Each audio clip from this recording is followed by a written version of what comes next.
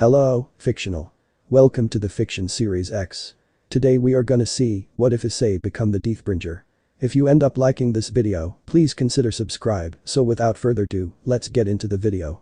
Issei, get down now or you're going to be late for school. A loud shout ran throughout the house as a woman shouted at someone named Issei. I'm coming, give me a minute. The named person, Issei, shouted back from the bathroom where he had just finished putting on his uniform and started rushing down the stairs straight towards the dinner table where a warm set of meals was already placed. Geez, you take a really long time to dress up, sure you aren't reading those types of books right early in the morning. A woman coming out of the kitchen while drying her hands with her apron said, which made the teen that was about to chew down stop dead in his tracks. Of course not, mom, what do you take me for? He questions back to the woman, addressing her as his mother. She sighed regardless as Issei started munching down on his breakfast, finishing it in a few minutes before. I'll be heading out, mom. He said, picking his bag up and running towards his shoes, leaving his mother standing behind with a smile. She started picking up his plates as she heard the door click open and click close announcing his departure. She still had that smile on her face. Seeing her son growing up so big made her feel happy, although she still was a bit unsatisfied with his perverse behavior. Well, all's well that ends well. Right, she said out loud, taking the dishes towards the kitchen. Scene change. Issei was riding his bike across the streets at high speeds, occasionally drifting into turns around streets before slowing down, seeing the visage of his school, Kuo Academy. He passed by many students who gave him a bad look due to his actions and reputation as the perverted beast of the school. No girl was safe from his lecherous eyes. Alongside his two friends, they were called the school's perverted trio. Issei entered the school and safely mounted off his bike, parking it and securely locking it to the many bikes that were there. Yo Issei. Issei was greeted by his bald-headed friend Mitsuda, joined with the glasses freak Motohama, making the trio complete. The trio is complete, Motohama shouted with glee as he three got together, earning disgusted glances from the other as they started to whisper about them and their disgusting hobbies. The three ignored them and started to talk about things that interested them only. Even when they reached their classroom, the three didn't split. Instead, they grouped around Issei's desk talking out loud, still ignoring the harsh whisper about their group. Settle down, a voice commanded as the person, a man, entered the class, opening and closing the door behind him. This was Takemiya Yukiko, a recently appointed teacher for the fresh batch of second years that started recently. With piercing sapphire eyes and a mane of dark chestnut hair, he stands tall with a lean, muscular physique. Dynamic and commanding, his presence exudes an air of quiet strength and unwavering determination. His muscles bear the subtle definition of someone accustomed to physical exertion, a testament to a dedication of rigorous regimen. His glasses adding a touch to his look.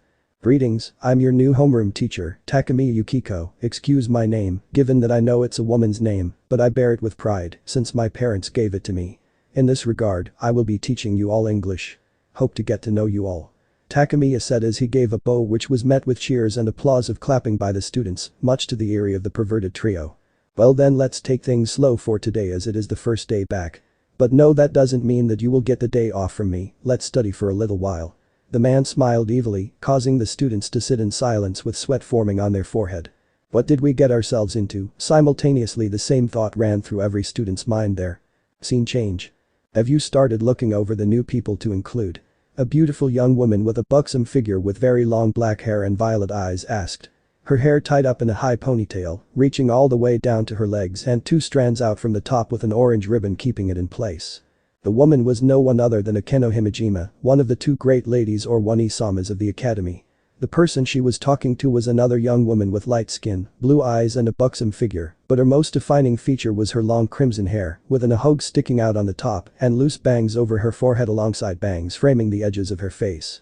This person was Ria's Gremory, the other great one-isama of Kuo Academy. There is most certainly a large number of people to choose from, but the problem is, would they bring any chance for us to turn the tides? Ria's answered seriously about her deductions. Yufufufu, well, we will have to find that out, won't we? Akeno playfully replied. Call in the others, let's see what we have currently and plan who to add. Ria's ordered, her mouth forming a soft smile whilst Akeno left doing as she was ordered. Scene change. Ding. Ding. Ding. Ding. The bell signaled the end of class as both the teachers and students shuffled out of their classes, racing to the cafeteria. Our perverted trio was seen heading towards the isolated parts of the school ground that was right next to the Occult Research Club room building. It had become a common place for the three to visit during break time, as no one disturbed them there. I really hope I get a girlfriend by the end of the year. We spent the last year with no luck. Now is the time to turn things around. Mitsuda said, pumping his fist in the air, determined by his ambition. It sparked a resolve in the other two as well. You're right. It's now or never. I will get a girlfriend by the end of the year and we'll have sex day in and day out. Making babies would be my first priority and then I would focus on anything else. Motohama sighed with determination.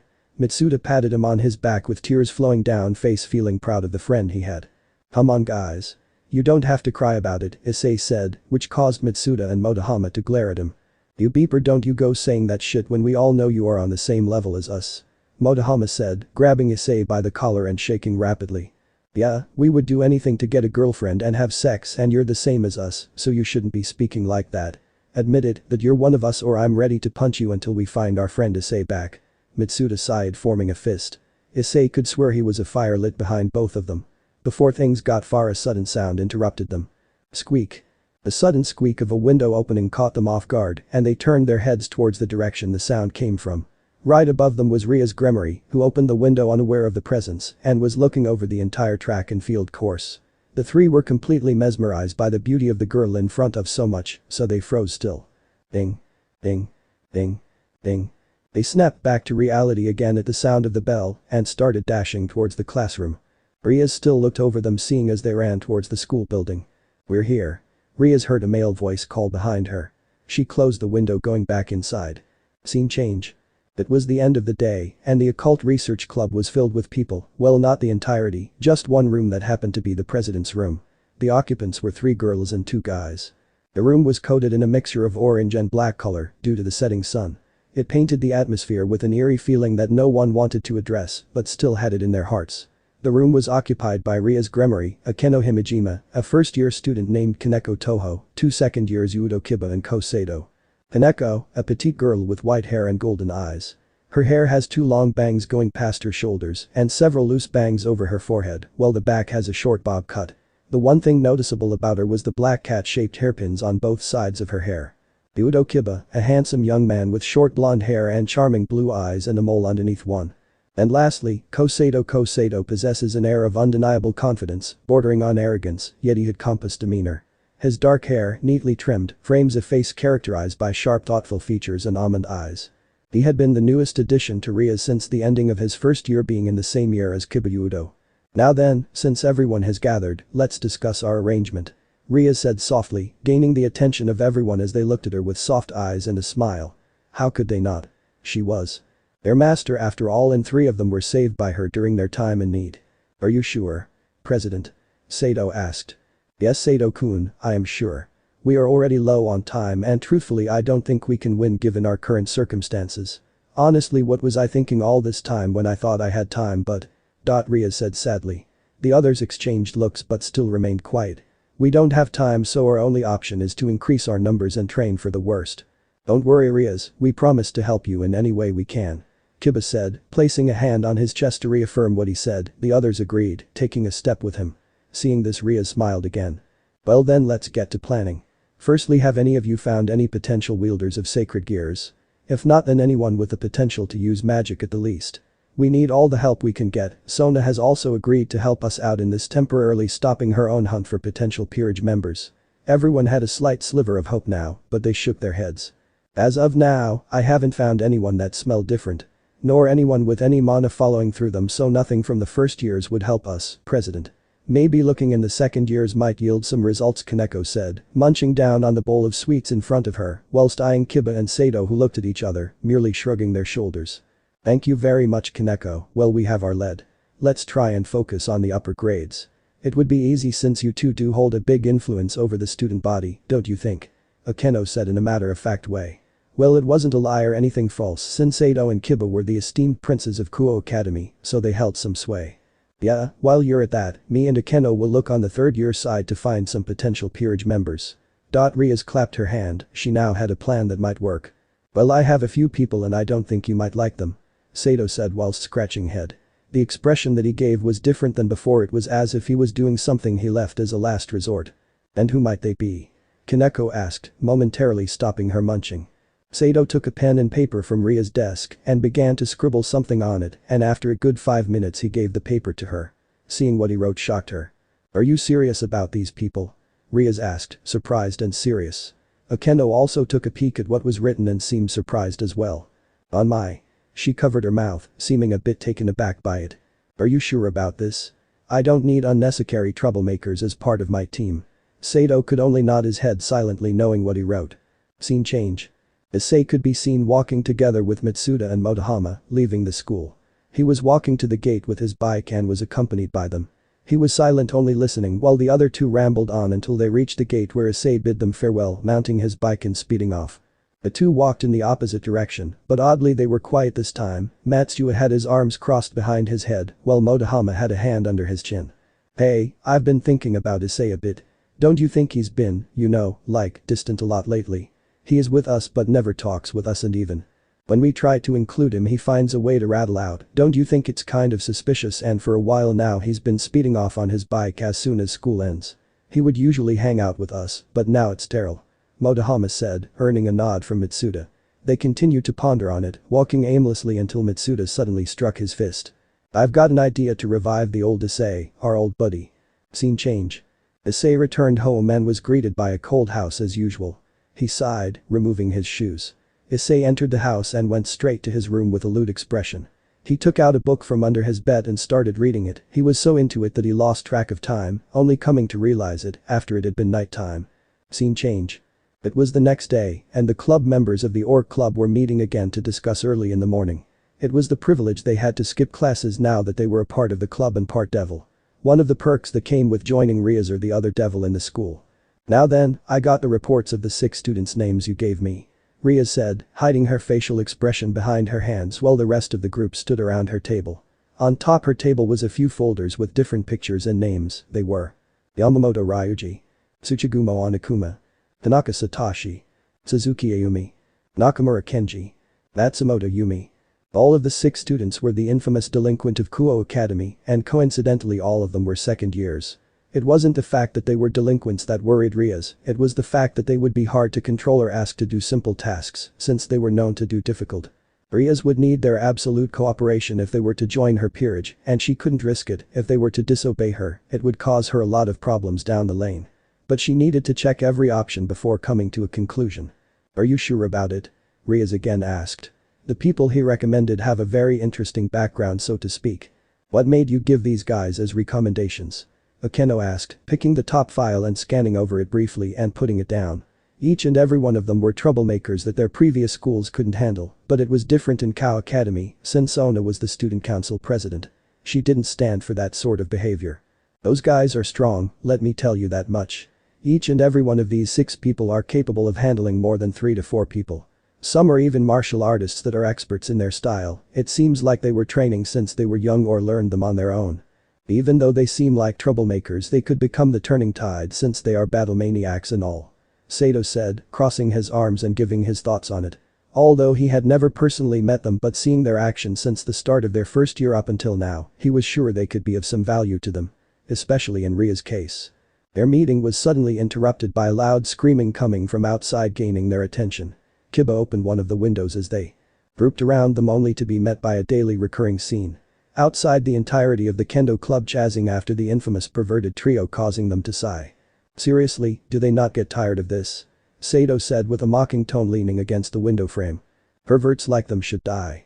I can't believe they still are in the academy even after all those trips to Sonokaichu's office, and you'd think they would learn a thing or two. How they even got through the entrance exam is a big mystery to me. Kaneko said, her monotone voice didn't change, but just from a look in her eyes, one could see the disgust she had for the tree. It's not good to judge someone without meeting them, Kaneko-chan, maybe he's pretty friendly and easy to hang around with. Kiba said, reprimanding Kaneko for her comment on them being nice. Please talk about something realistic. Sato said, annoyed that Kiba thought those 3 would be nice to hang around with. He, annoyed about what Kiba said, walked away from the window, not wanting to see them anymore. Soon Akeno, Rias and Kaneko followed behind, not wanting to see the disgusting scene play out in front of them that they had witnessed a million times by now, and finally Kiba as well left the window side before shutting the window completely and pulling the curtain in front. They will have another visit to Sonokaichu office. Kiba thought as he headed towards the 3 huddled over the table. Well, let's go through them in the same order as they are piled. Alright. Akeno said, getting everyone's okay on that matter. The first person on the pile was Yamamoto Ryuji, a second-year student from class 2-2. Your average delinquent that is hard to control and a well-versed martial artist. Bases being an Aikido. He came from an average middle Japanese family, oldest among 2 siblings, 2 younger sisters both in middle school. He had a full-ride scholarship to Kuo on the basis of his superior sport capabilities among his peers and is one of the best baseball players in Kuo Academy. He doesn't seem that bad now that we are reading about him. Akeno said with a smile, knowing what would happen if he were to join them. Well, it's not his present that disturbs us but his actions and past behavior issues that still show up from time to time. Ria said, reading a paper about his past before coming to Kuo Academy, and it was not a pleasant one. Just as she was about to read it out loud, she was interrupted by a phone call. The caller being Sona, the student council president. Ria's prayed that it had nothing to do with the people on whom she requested the files. Hello Sona, it's pretty unusual to get a call from you during school hours. Ria's answered the call and was the first to speak, but didn't get a reply from the other end immediately. Well, I wouldn't be calling if it was something minor, would I? Sona's voice came from the other end after a few seconds, and she looked pretty out of it, more like she was done dealing with something, as Ria's could swear she heard Sona sigh before she started speaking. Well then, what is it? It has to be something major, Ria's asked, pitying her friend and rival for whatever she was going through. Could you send Kiba Udo to my office right now? Sona asked, surprising Ria's. Kiba? Why would you need him? Ria's words caught everyone's attention more. They were reviewing the other files while Ria's was talking, but now that Kiba's was called out, everyone was interested. Just send him over, he will brief you on the details later on. Sona quickly hung up after that, making Ria's confused. What could she need Kiba for? Something the matter but you? Kiba asked. He was puzzled as to why he would be needed and by whom to be exact. Well Kiba, report to Sona right now, she asked me to send you over and without any information, so you have to go in blind I guess. Ria said, shrugging her arms. Kiba made an O with his mouth, realizing who he was called by suddenly, but why was he called? Alright then, be back in a bit. Kiba said and promptly left for the student council room that was in the main building, which meant a good 15-minute walk for him. After he left, everyone had the same question in mind. What does the student council president need from him? Scene change. It had been a week since the new school year started and Sona was met with very familiar faces she saw more times than any other in her time as student council president. The perverted trio and the kendo club. These two were like oil and water in front of her and were a thorn by her side for the past year, and they didn't seem to stop being that thorn anytime soon, it seemed. Even now, as they were in front of her and the rest of the council, they wouldn't stop bickering against each other. Am I invisible to them or something? Sona asked, releasing a sigh. She glanced towards her fellow council members and saw them sweat dropping at the scene of the two groups fighting like cats and dogs. Boy, you are disrespecting Kaichu right now by ignoring her presence. Do all of you want to be suspended at the beginning of the year or something? Saji Genshiro, a fellow second-year student in class 2-1, shouted loudly, attracting their attention and making them realize who they were in front of. Honestly, it isn't even the second week of the new school year and you guys are already in my office. You guys are a pain to deal with. Sona sighed, removing her glasses and massaging the bridge of her nose. But Shitori Kaichu, it wasn't our fault. These guys were the ones peeping on us, we fixed every hole we knew, but these guys still find new ones every time. Cadis, a girl a part of the kendo club and classmate of the three, said with great anger in her voice. Yeah, and it isn't like we asked them to stop before and you know that they would never stop. Murayama said, she was also from the same class as the three and Cadis. The girls behind them nodded their heads in agreement and stood alongside them. Well, what do you guys have to say? All the people are stacked against you and your guys' action from the past speaks for itself. Sona said, leaning forward in her seat. She wanted this to end fast, she didn't want to deal with stuff like this so early on, and she had the Ria's thing to worry about. Yeah, you may know this, but some of the girls in the club have a boyfriend. Want them to beat you guys up for all your actions. Cadis Beepley said, earning a chuckle from the rest of the girls. The three perverts in front of them were easily beaten up by them, what would happen if older guys were to beat them up? There will be no violence in school grounds, let me make that clear, no matter what the situation. I will never tolerate that from any side on that level. Cadis didn't expect that type of response from Sona and was about to retort but didn't after seeing the glare from Sona.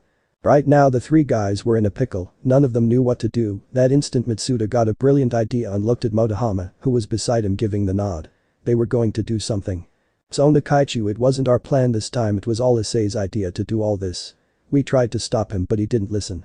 Mitsuda said, bowing his head on the ground, surprising everyone but Issei more than the rest. Everyone was shocked by Mitsuda's words and instinctively looked towards Issei but found him also at a loss for words. They weren't able to decipher his look if he was shocked by Mitsuda's words or shocked that Mitsuda ratted him out. But Issei couldn't get a word out before Mitsuda started speaking again. We tried to stop him all throughout last year as well, but he wouldn't listen. Mitsuda said, now picking his head up showing tears. Ask Motohama if you want to, but I'm telling the truth. With those words everyone turned their attention to Motohama whose hair was shadowing his eyes. Is what he said true, Motohama-kun? Sona asked. Yes, it's all true.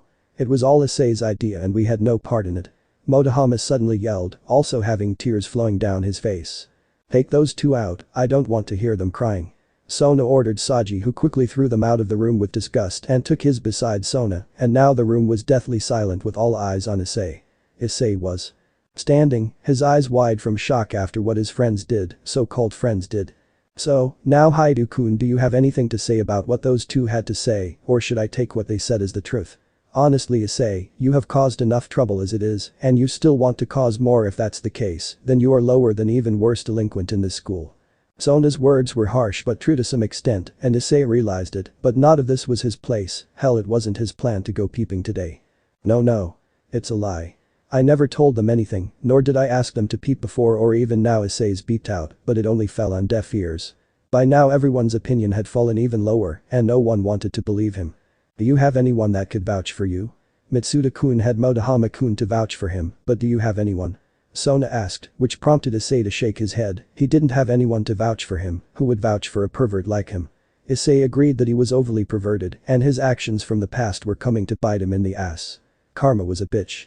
Shitori Kaichu, you should just suspend him. He admits himself that he doesn't have anyone that vouches for him, and if what those perverts said was true, then he should be suspended for a longer period. Murayama said she wanted Issei gone as soon as possible. Sona wanted to suspend Issei, but not for a long period because it could affect his studies, since a great majority of the teachers try to cover their portions as fast as possible and try to end it in a few months. And this was her last year as student council president. She didn't want anyone to dislike her when she left. She sighed as the kendo girls shouted at her to suspend Issei for a long time, while Issei stood at the side, his head hung low. Sona did take note of Issei's reaction and how shocked he was, but could not know for what reason. Was it due to him being ratted out by those two, or was it for some other reason entirely? Calm down all of you. Sona said, already exhausted from their little game. Let me call someone in who can decide for you since it's beyond me what you want. Sona said, picking up her phone and dialing Ria's number. Hello Sona, it's pretty unusual to get a call from you during school hours. Sona was greeted by Ria's enthusiasm.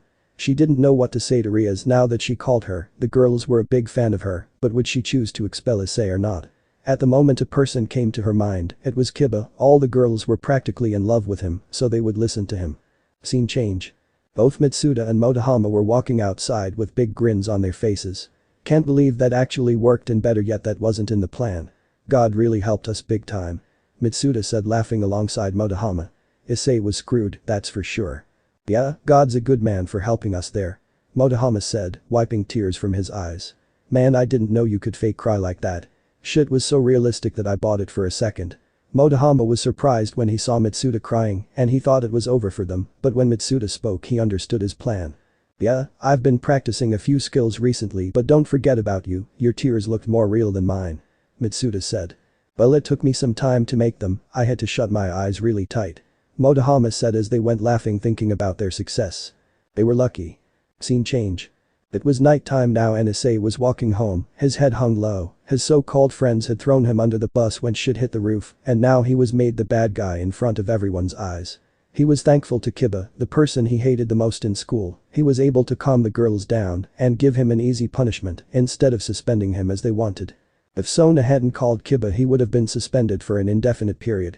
Nevertheless, he had to school the entirety of the school's track and field course for 2 whole months every day after all the students leave.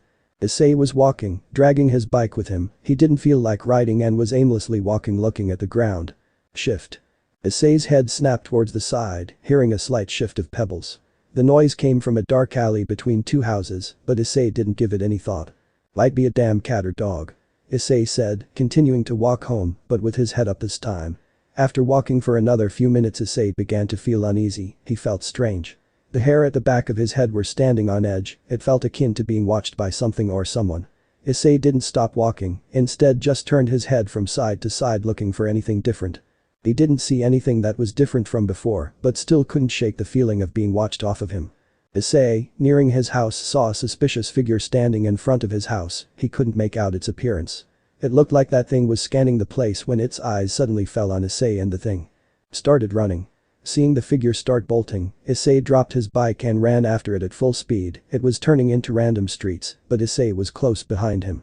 Finally, when it looked like Issei was about to catch him, it turned a corner, Issei turning the corner a few seconds later, but the figure had mysteriously disappeared from sight. Issei stood panting. His stamina was good due to him running from the kendo club all the time. It was proving to be helpful. Seeing as there was no one, Issei ran back home. His bike was still in the place where he left it. Issei took the bike inside and entered his house, finding the lights on. He walked into the kitchen to find his mother scrolling on her phone. She had a worried expression.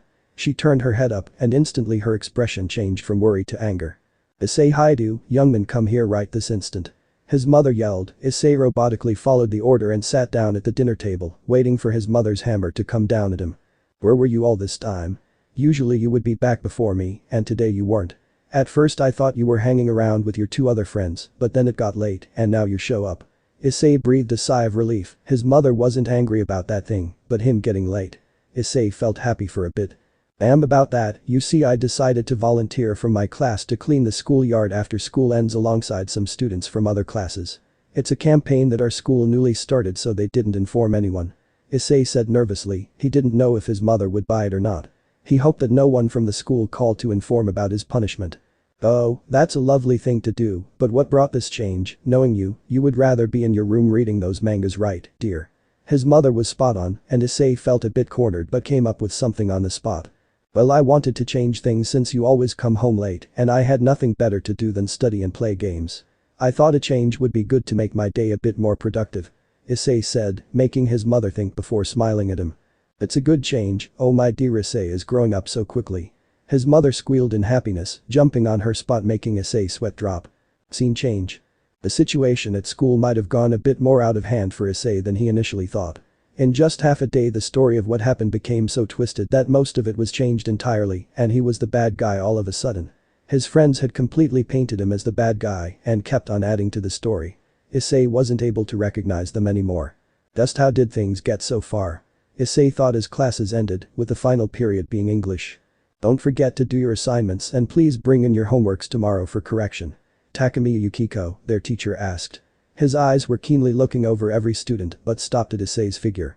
From just a glance he could see that Issei was in deep thought, probably due to the rumors and talk he's been hearing about the boy, but he wasn't one to judge. He didn't know the kid personally, so he didn't want to take the rumors as is and isolate the poor kid. True to what Takemiya was thinking, Issei was indeed in deep thought. He was thinking, why would Mitsuda and Motohama do and say all those things about him? He was their friend, wasn't he? He wanted to confront them, but couldn't since his gut told him not to. What if they stir up the story more or create a new one that lowers people's opinion of him even more than it already is? Issei sighed and realized no one was around. They probably were ignoring him and treating him as if he didn't exist on purpose after what happened. Issei got up and packed his bag. He needed to head back outside to finish his punishment as fast as possible. As he exited the classroom, Issei saw his teacher going the opposite direction he was. He looked for a few seconds and ran his own way. Yukiko was seen heading towards the faculty room with his stuff. He needed to take his car keys and a few other things before leaving. While walking, his mind went towards his students. He stopped near a window that looked towards the baseball field. He saw all the students playing together as one single group. It brought a smile to his face. His primary objective at Kuo Academy was to make a class that was united, a single unit. Currently it seemed a pipe dream, but he had enough time to change and mold everyone to think the same and tolerate each other. All the teachers and students knew of his goal and were happy to have such a teacher. They gave him smiles and compliments, wishing him luck and to have a great time here. Yukiko suddenly stopped smiling, his facing turning emotionless before he started walking again. But at the end of the day he knew what type of school he was in and what type of people he was surrounded by. After gathering his stuff, Yukiko left the school heading towards the parking lot. He could see many people leaving and waved a few of them goodbye. As he walked he caught a glimpse of Issei. He scrunched his eyebrows, seeming confused as to why he was there.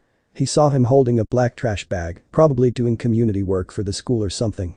He paid it no mind and walked towards his car, opening the doors and settling his things inside. He sat inside himself, but he didn't start the car. The rays of the sun reflected off his glasses. He opened the glove box to the car and took out a pack of cigarettes. He took one out and placed it between his lips and lit it with a lighter. It looked like Yukiko Takamiya had his own struggles to deal with. Yukiko always liked the aesthetic, smoking in his car while the sun was setting, turning things orange around him. Scene change. Issei whipped the sweat off of his face and looked around him. He had finished early today. Thankfully there was not a lot to pick up. It was a pretty relaxing time for him as there was no one to pick on him or disturb him when he abruptly noticed from the corner of his left eye his teacher Yukiko Takamiya looking at him. "What's Takamiya-sensei looking at me for?" Issei thought, confused. It wasn't long before he saw him start to leave, making him sigh. "I'm sighing a lot lately." Issei continued picking up whatever he could find before leaving for the day. He hoped that people wouldn't start making things harder for him by throwing trash everywhere. Issei, reaching his house, went straight to his room, opting to do his homework, which was left long overdue. Tomorrow it would be collected and he didn't want any more trouble on his plate. He could care about the other assignments later. He leaned back on his chair and closed his eyes. Today he again felt the same sensation he felt the other day. Something or someone was watching him, but he couldn't find out from where or for what reason it was happening. At first he thought it was Mitsuda and Motohama trying to freak him out, but that wasn't the case. He knew them for quite a time now, and they didn't seem to have any capabilities in stalking anyone. They could barely keep themselves quiet when peeping, so they wouldn't be able to keep themselves from laughing while following him and thinking it was getting to him. He opened his eyes and looked outside the window. There wasn't anything there, but the feeling of being watched was still there. His mother didn't say anything about it, so maybe it was just his imagination, but the feeling was so real. Scene change. It was lunchtime now and everyone was rushing outside or forming groups to eat together. The perverted trio turned duo also ran off to their usual spot near the orc club room, while Issei stayed behind in class. He was leaning back on his chair, lifting the front two legs of the chair and looking outside the window. He was happily sipping on his milk box while thinking about the sensations he was feeling for the last 2 days. They always seemed to come at night when he was back to his house, not in the morning. "Hey, why do you think Hyoajuo is still in class with us?" A few students started whispering among themselves, well, not whispering since Issei could hear it properly. It was a few students sitting together at their tables not far from Issei. It was one boy and 2 girls. "Don't say that out loud, Haruka-kun, he might hear you." A girl by the name Aya Suzuki warned her friend. Aya Suzuki was a girl with shoulder-length blonde hair and jewel blue eyes, while the person she was warning was Haruka Takahashi, a football player. He had messy dark brown hair matched with dark brown eyes. Sorry, I didn't mean to say it out loud." Takahashi apologized to his friend. "Well, you can't blame him, Aya-chan. It is not every day that you see the infamous perverted eat sitting in class all alone, do you?" The girl next to Suzuki said. She was Misaki Watanabe, a girl with long flowy pink hair that reached her mid-back with purple-colored eyes. "But still, Misaki-chan, we can't say it out loud. I mean, who knows what he will think." Suzuki again told her friend, while Haruka again apologized about his earlier words. For a moment they stopped bickering and looked at Issei, who was still in his seat rocking it back and forth, his eyes glued to the window. "I won't think of anything, you idiots." Issei thought he could easily hear their conversation even though they were trying to be silent. "I can't wait for this day to end." Scene change. "You got what to do, right?" Mitsuda said as he huddled around with a few guys in the schoolyard. "You sure he did that? Cause I don't want to beat someone up for the hell of it, my time for that is done." A guy said. "Of course he did that, we are telling you this because it's the right thing to do. You can beat us if you think we are lying. But it's the truth." Motohama said, pushing his glasses up. Being serious didn't suit him really. The guys huddled around him nodded their heads in affirmation before leaving. They couldn't see the two grinning from ear to ear. Lunch period ended and classes went on as usual. Soon school came to an end. It was the same routine as the other days. Issei waited for everyone to leave and then went on to start his work cleaning and then straight home. Scene change. Issei woke up earlier this morning than he usually would, probably due to his mind working overtime yesterday. Yesterday when Issei was turning home at night, he oddly didn't feel like he was being watched. He kept looking around, but no one was there and the sensation was also gone. Could it really have been his imagination this whole time or not?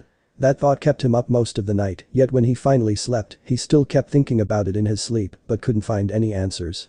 Issei got off of his bed and towards the bathroom, taking a good hard look at himself. His hair had gotten more messy than before, probably due to him not making it or him not caring about it. Splash. He splashed his face with cold water to get his mind off of this, but still he couldn't shake the weird feeling off of him. Something would most definitely happen today. Issei got to school and walked straight to his class, but he couldn't help but notice people looking at him strangely. There was a sudden shift in the atmosphere of the school. Even in class people were looking at him weirdly. He didn't hear anything about new rumor, but people kept looking at him differently, as if they were pitying him. But why?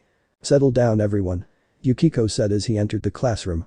He looked towards his students but found something odd. They weren't noisy or talkative today, and something about the atmosphere seemed off for some reason, like something bad was about to happen. I finished grading your homeworks and you all did a wonderful job. I found a few amazing works and a few not so good ones. I won't name, hopefully you all improve. That goes for the ones that did good as well, since there is always more to learn. Yukiko said, setting down a stack of books on his desk. He looked around the class before calling a name. Takahashi-kun. Yukiko called out to the boy. Takahashi was scribbling something down when he was abruptly called. Hi sensei. He got up and answered. Take the stack and give it back to the student. Well, the rest of you open your books and go to page 29 and Daiki-kun start reading from where we last left off. Yukiko ordered.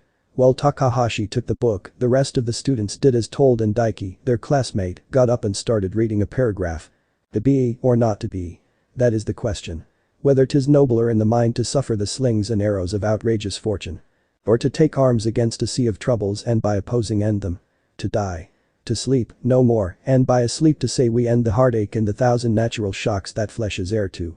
Is a consummation. As Daiki kept reading, Takahashi kept handing everyone their book, but he seemed nervous for some reason, and as soon as he got near Issei's table, he slipped something inside his book which Issei didn't take note of. Upon reaching his book, Issei saw Takahashi sprint away for unknown reasons. Issei opened his book to check what score he got, but found an unknown note.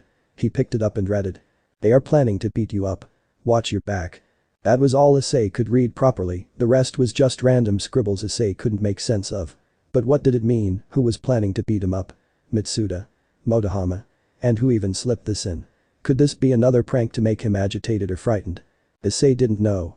For now Issei crumpled the paper in one hand and threw it aside. Maybe it was just another attempt made by other people to rile him up, since the books were left alone in the faculty room, so who knows, someone planted it there. Yeah, that was a reasonable explanation. Takamiya-sensei can't always have those books with him, so he must have left them in the faculty office. Then only was the time to put something like this note in it. Issei thought before focusing back on the lecture. Issei's body was thrown against a metal shutter.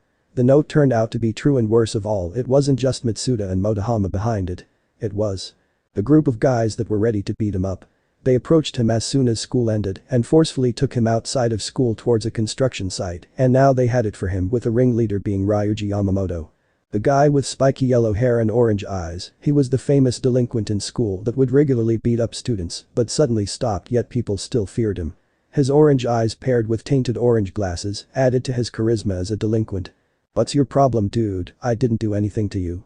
Issei said, getting up. He was clutching his stomach where Ryuji had kicked him. Problem with me? Do you not even know why? Ryuji asked. He was feeling angry that this punk didn't even know the reason he was after him. His buddies behind him snickered at him. Grabbing Issei by the hair, Ryuji pulled him close to his face, staring him in the eye. Oi, those two buddies of yours told me you were shit talking about our school's nurse. You telling me they were lying to me knowing what would happen if it was a lie? Ryuji asked, his eyes lit with murderous intent. Lifting his fist, he punched Issei in the face and threw him on the floor. He was about to kick him when Issei suddenly grabbed his leg and turned to trip him over. Oh, you think you're some sly bastard? I will show you then. Ryuji, now eyes filled with hunger, said. Issei's initial move to trip him failed as Ryuji was a martial artist. He had good balance and freed his leg from Issei's grasp before kicking him repeatedly. All the strikes were aimed on Issei's face, striking spot on. Issei tried to shield his face from the coming kicks by putting his arms in front of his face. You block all you want if you think you're safe, but it would help you should. Ryuji, like a madman, started kicking even harder. Ah! Issei grunted, his arms not being able to withstand the force of the kicks. Mustering whatever force he could, Issei timed perfectly, grabbing the incoming kick from Ryuji and using the last of his energy to push him back. Ryuji seemed surprised when his kick was suddenly caught and his body was slid back by Issei. Clap. Clap. Wow, you were able to push me back. Ryuji clapped and said, seeing Issei got up panting. His whole body was trembling, his arms more than the rest. What, you wanna fight? Ryuji taunted Issei and got in a fighting stance to mock him further.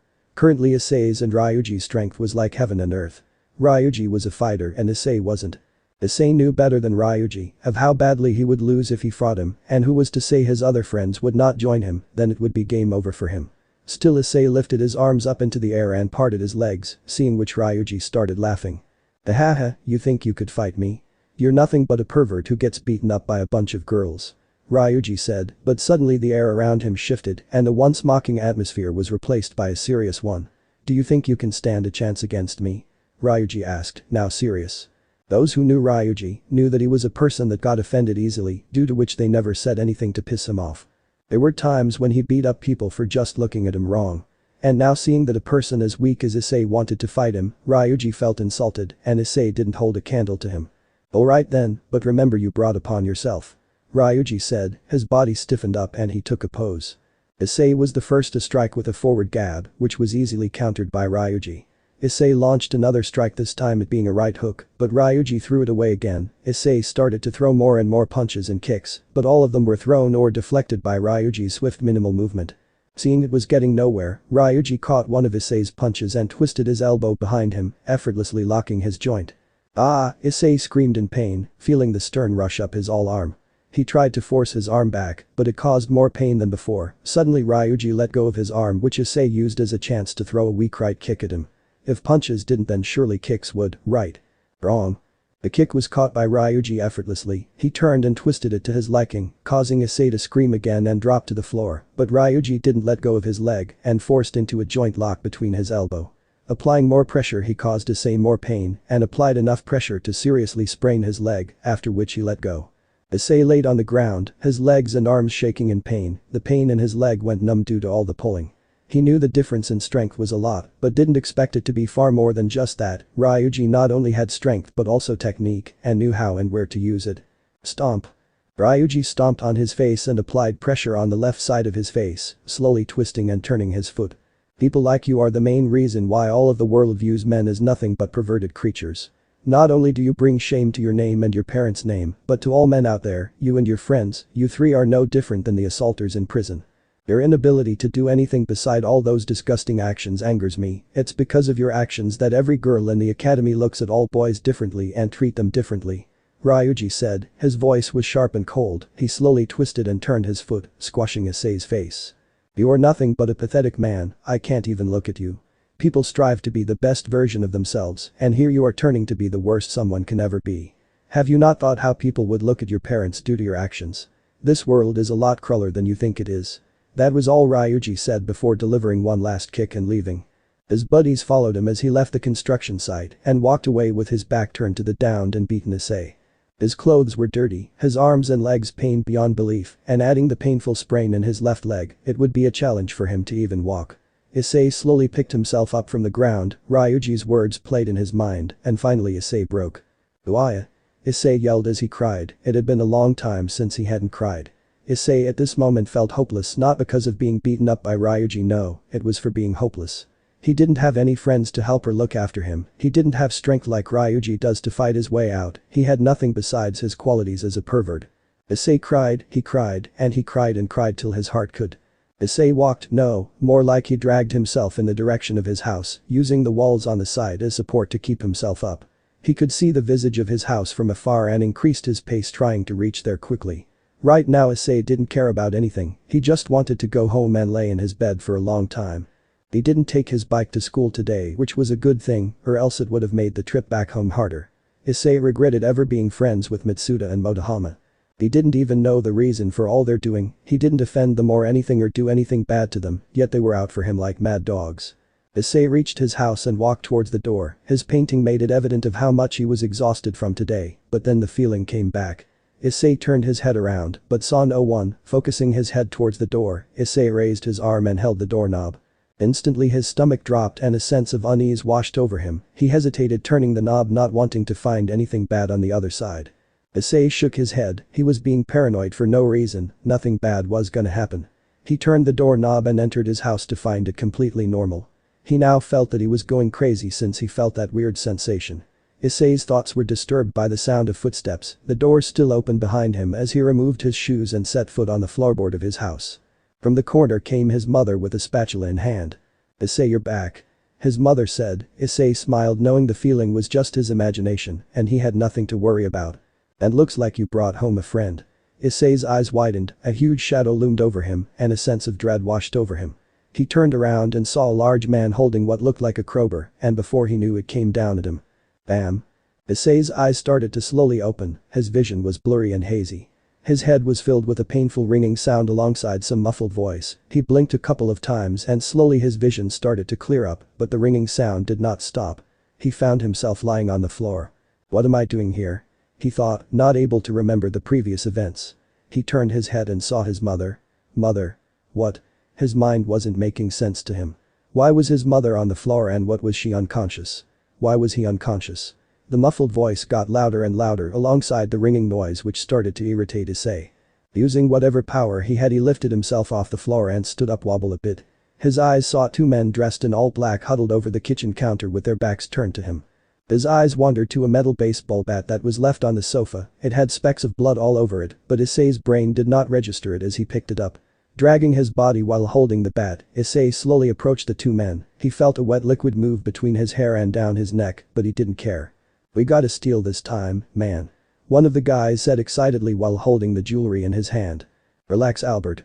We still need to make sure our work is done before we turn them in and get what's ours. The other man addressed the excited man named Albert. I know, but look at all this money and jewelry, Haruto. We definitely will get the guy named Haruto, his eyes widened when he saw Albert's fall to the ground.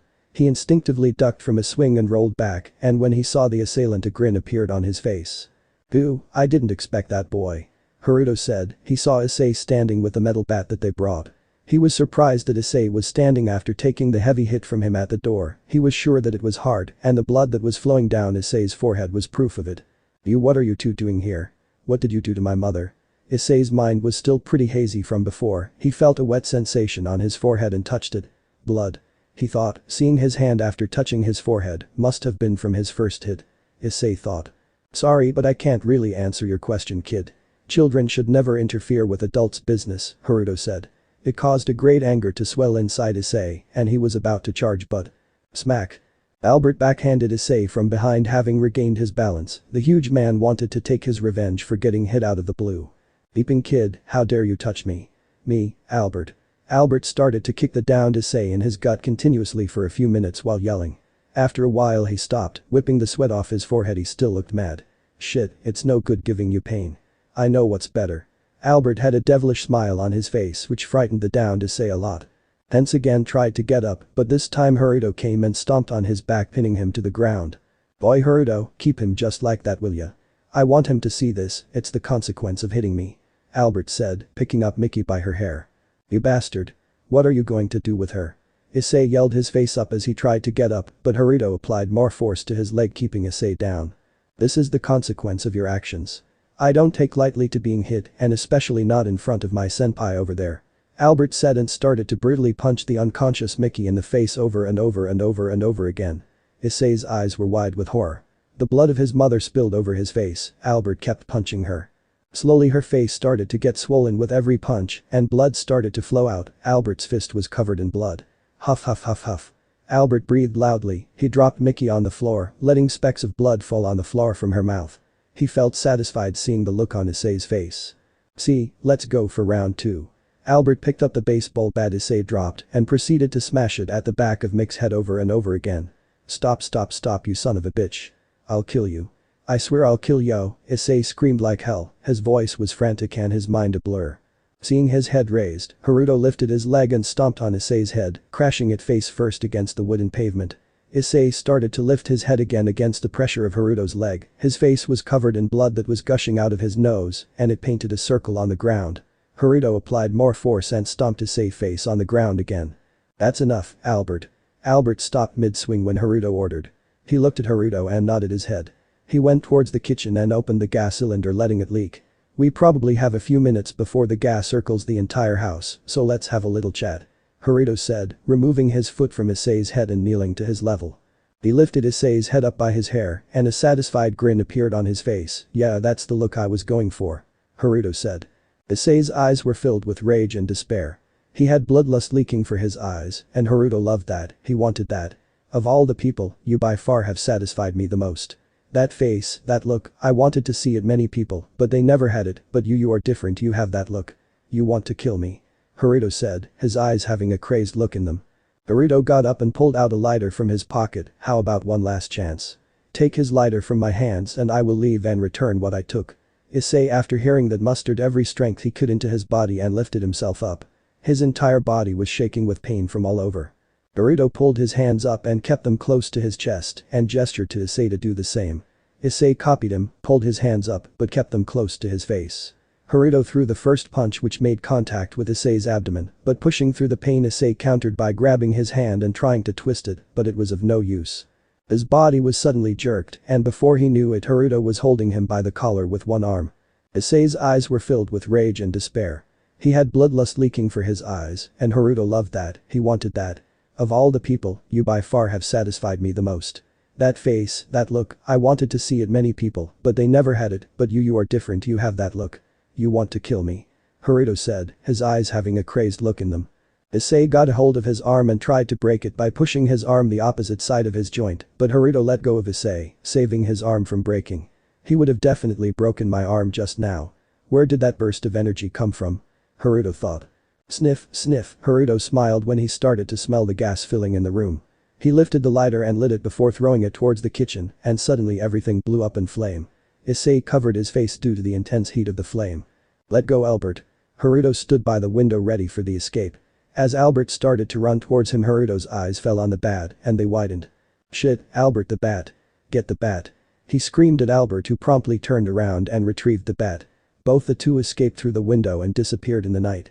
Issei alone stood in the scorching heat inside the burning house. No thought came to mind as he scanned his burning surroundings. The small explosion caused the fire to spread quickly, and it should have been loud enough for the neighbors to hear. Issei suddenly remembered his mother, she was the closest to the kitchen counter. Issei rushed over and saw his mother lying on the ground. A small pool of blood had started to form around her head, probably due to the hit Albert gave her with the bat. Issei quickly removed his shirt but regretted it instantly as the heat was felt over his naked torso.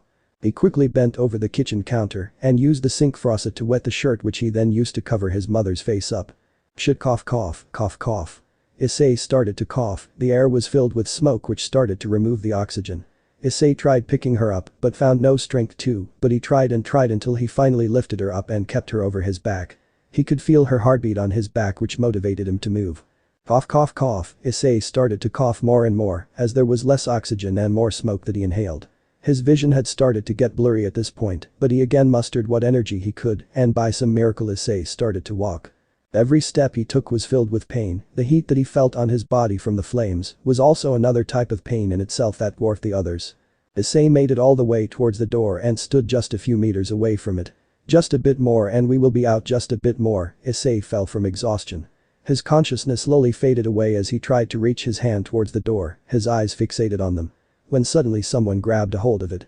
We got them. That was the last thing Issei heard before he fully let go of his consciousness. Dear God, kid, are you alright? A man dressed in a full yellow suit and a large helmet. A firefighter said as he dragged the unconscious body of Issei towards the door. Can I get some help here? He yelled, causing another fireman to rush and take a hold of Issei's body before throwing it over his shoulder, while the fireman that requested help rushed towards Mickey. Ma'am? Shit. This most definitely isn't a normal fire outbreak. He said, seeing the horrible state Mickey was in. He flung her arm over his shoulder and rushed her outside while screaming, get me a pre-medic right now. This woman needs immediate attention. He yelled as he came outside the house. A few of the neighbors stood outside in shock. They were the ones that called the civil defense when the stench of gas came and the smoke that was seen soon after, but it seemed they were too late. Aiko-chan, take this boy and cover him in a cold blanket. The one that dragged Issei outside yelled towards his female colleague, who rushed over and took Issei off his hands. She wasn't wearing gloves, so she looked horrified by how hot Issei's body was. Takumi-senpai. What happened to his shirt? She questioned, seeing as he didn't have a shirt on. It would strike as normal to any other, but seeing the visible swollen areas and blue marks that were there painted a different story. It probably is on the woman that Ren-san brought out. The one named Takumi answered, looking towards his fellow firefighter who was lifting the Mickey onto a stretcher. This isn't a normal case of fire caused by a gas leak. It's much more than that. From the injuries it looks like they were in a fight not too long ago. Takumi thought. The fire was being put out by the other firefighter and the police had arrived at the scene. Seeing as things were about to get ugly, Takumi approached Ren with a serious look.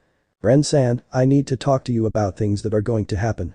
Seeing as Takumi might be having the same thoughts as him, Ren nodded his head and took Takumi to the side to discuss things. "Talk to me," Aiko said as she leaned Issei's body against the fire truck and opened his eyes, flashing a light into them to see if they would dilate or not. She took a bottle of water and sprayed it on Issei, trying to cool him down, but it wasn't enough to wake him up. She gave up on trying to wake him up and started to check up on his body. Certain areas had started to turn blue, which caused Aiko to twitch. She checked his legs by pulling the hams of his pants up and saw another black spot on his right ankle and near the knee. "Senpai, it looks more like a scuffle than a normal fire," Aiko said as she walked over towards Takumi and Ren, but found discussing something in secret. "We already knew that, Aiko-san. The woman has been taken by the medics to the hospital now. All that is left is for the police to arrive. I wanted to discuss something concerning the identities of the two with Ren-san, and both of us came to an agreement," Takumi said. He knew he could trust Aiko. Aiko was a new recruit and was a very passionate team member who was trustable, and the two had a close friendship as well. Like Takumi-san said, it would be best if we asked the police to not reveal the identities of the two. The boy looked no older than 18 or 17, so just imagine the trouble he would face if he returned to school and saw everyone talking about what happened. "Not too long ago when I was in Tokyo, something similar to this happened where a family were caught in a fire. Thankfully all of them survived and were taken to the hospital. But when their son returned to school, he couldn't handle the pressure of being looked at for some reason. I know it may not make sense, but the generation now looks at this sort of thing differently," Ren said, earning a look of shock from his colleagues. They were surprised by his story and more so hearing that he faced something similar. "So Ren-senpai, you mean you have seen a case similar to this?" Aiko asked, surprised, and got a nod from Ren. "Well, you could say something similar, but not in this way. The fire that time was naturally caused by a malfunctioning wire in the switches, but this one is different. The smell of gas is all around and they would have noticed it before it got out of hand, adding the fact the state we found the two in. It's much more." As Ren finished, he heard the police sirens blaring toward them, signaling their arrival. "Takumi-san and Aiko-san, take that boy and take him to the medics as well. It would be best if he is checked out as well by the doctors. You might never know if there is some fatal injury or not." That was the last thing Ren said before he jogged towards the entrance of the house, leaving both Takumi and Aiko alone. "You heard him, Aiko-chan, let's do what the boss said, and maybe he might treat us to something good later," Takumi said jokingly, trying to relieve the heavy mood, but Aiko glared at him and went towards Issei. "Ah, why is it always me that gets left out?" Takumi sighed in sadness and went towards Aiko's direction, helping her in getting the unconscious Issei on the stretcher and into the second ambulance. Ren stood at the door of the house. He stood there pondering why he even thought of going in. Maybe it was partially his curiosity, or he wanted some type of kick or adventure from going inside. Ren keyed, a man regarded for his serious attitude and abnormal calmness during extreme situations. He never really cared for what people thought of him and just focused on his job as a firefighter. He saved lives, but for what? Ren entered the house, the surroundings completely covered in black. He walked around with a flashlight in hand, looking around the entrance first, but eventually made it into the living room, where he was met with a scene. The sofa was pushed away from its position, it seemed, the coffee table was flipped over and some dents on the floor.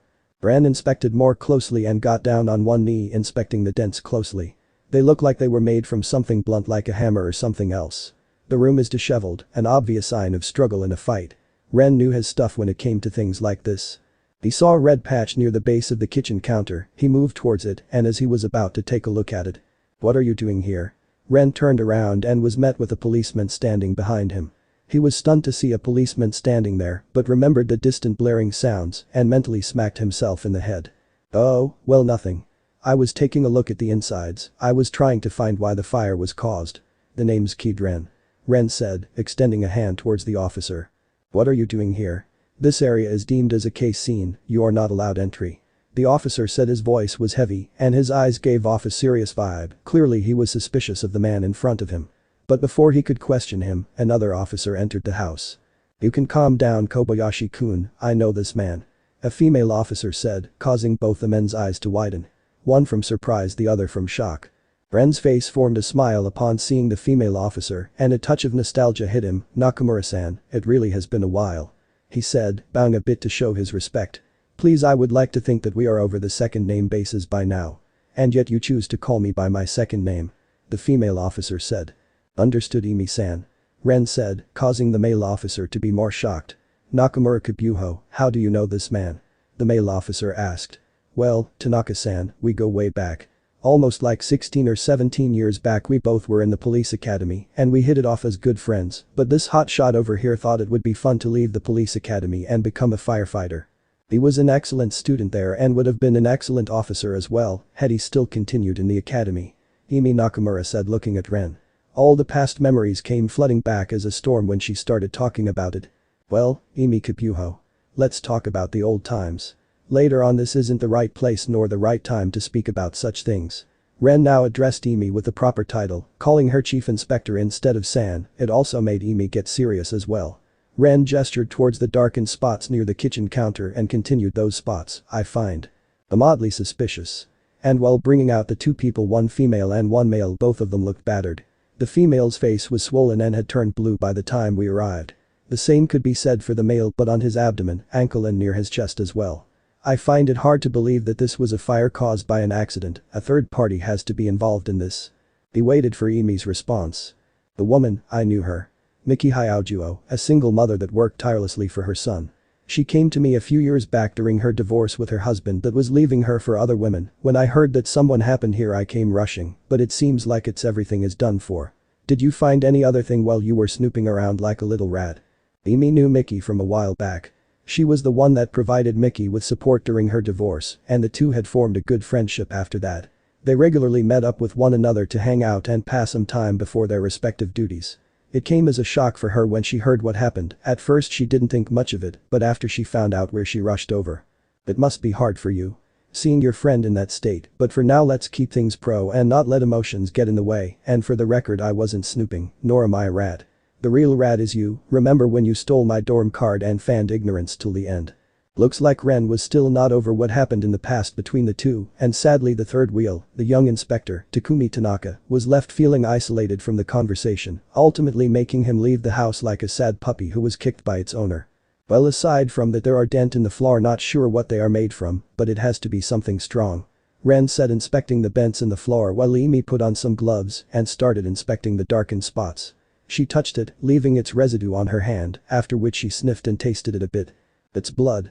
The next morning things went on as usual. The sun came up welcoming the arrival of a new day, and the students slowly started entering Kuo Academy, some alone while some in groups. Alongside all the students, one alone person caught everyone's attention, a girl. She stood out like a thumb in the crowds of students, gaining their attention, and slowly whispers about her.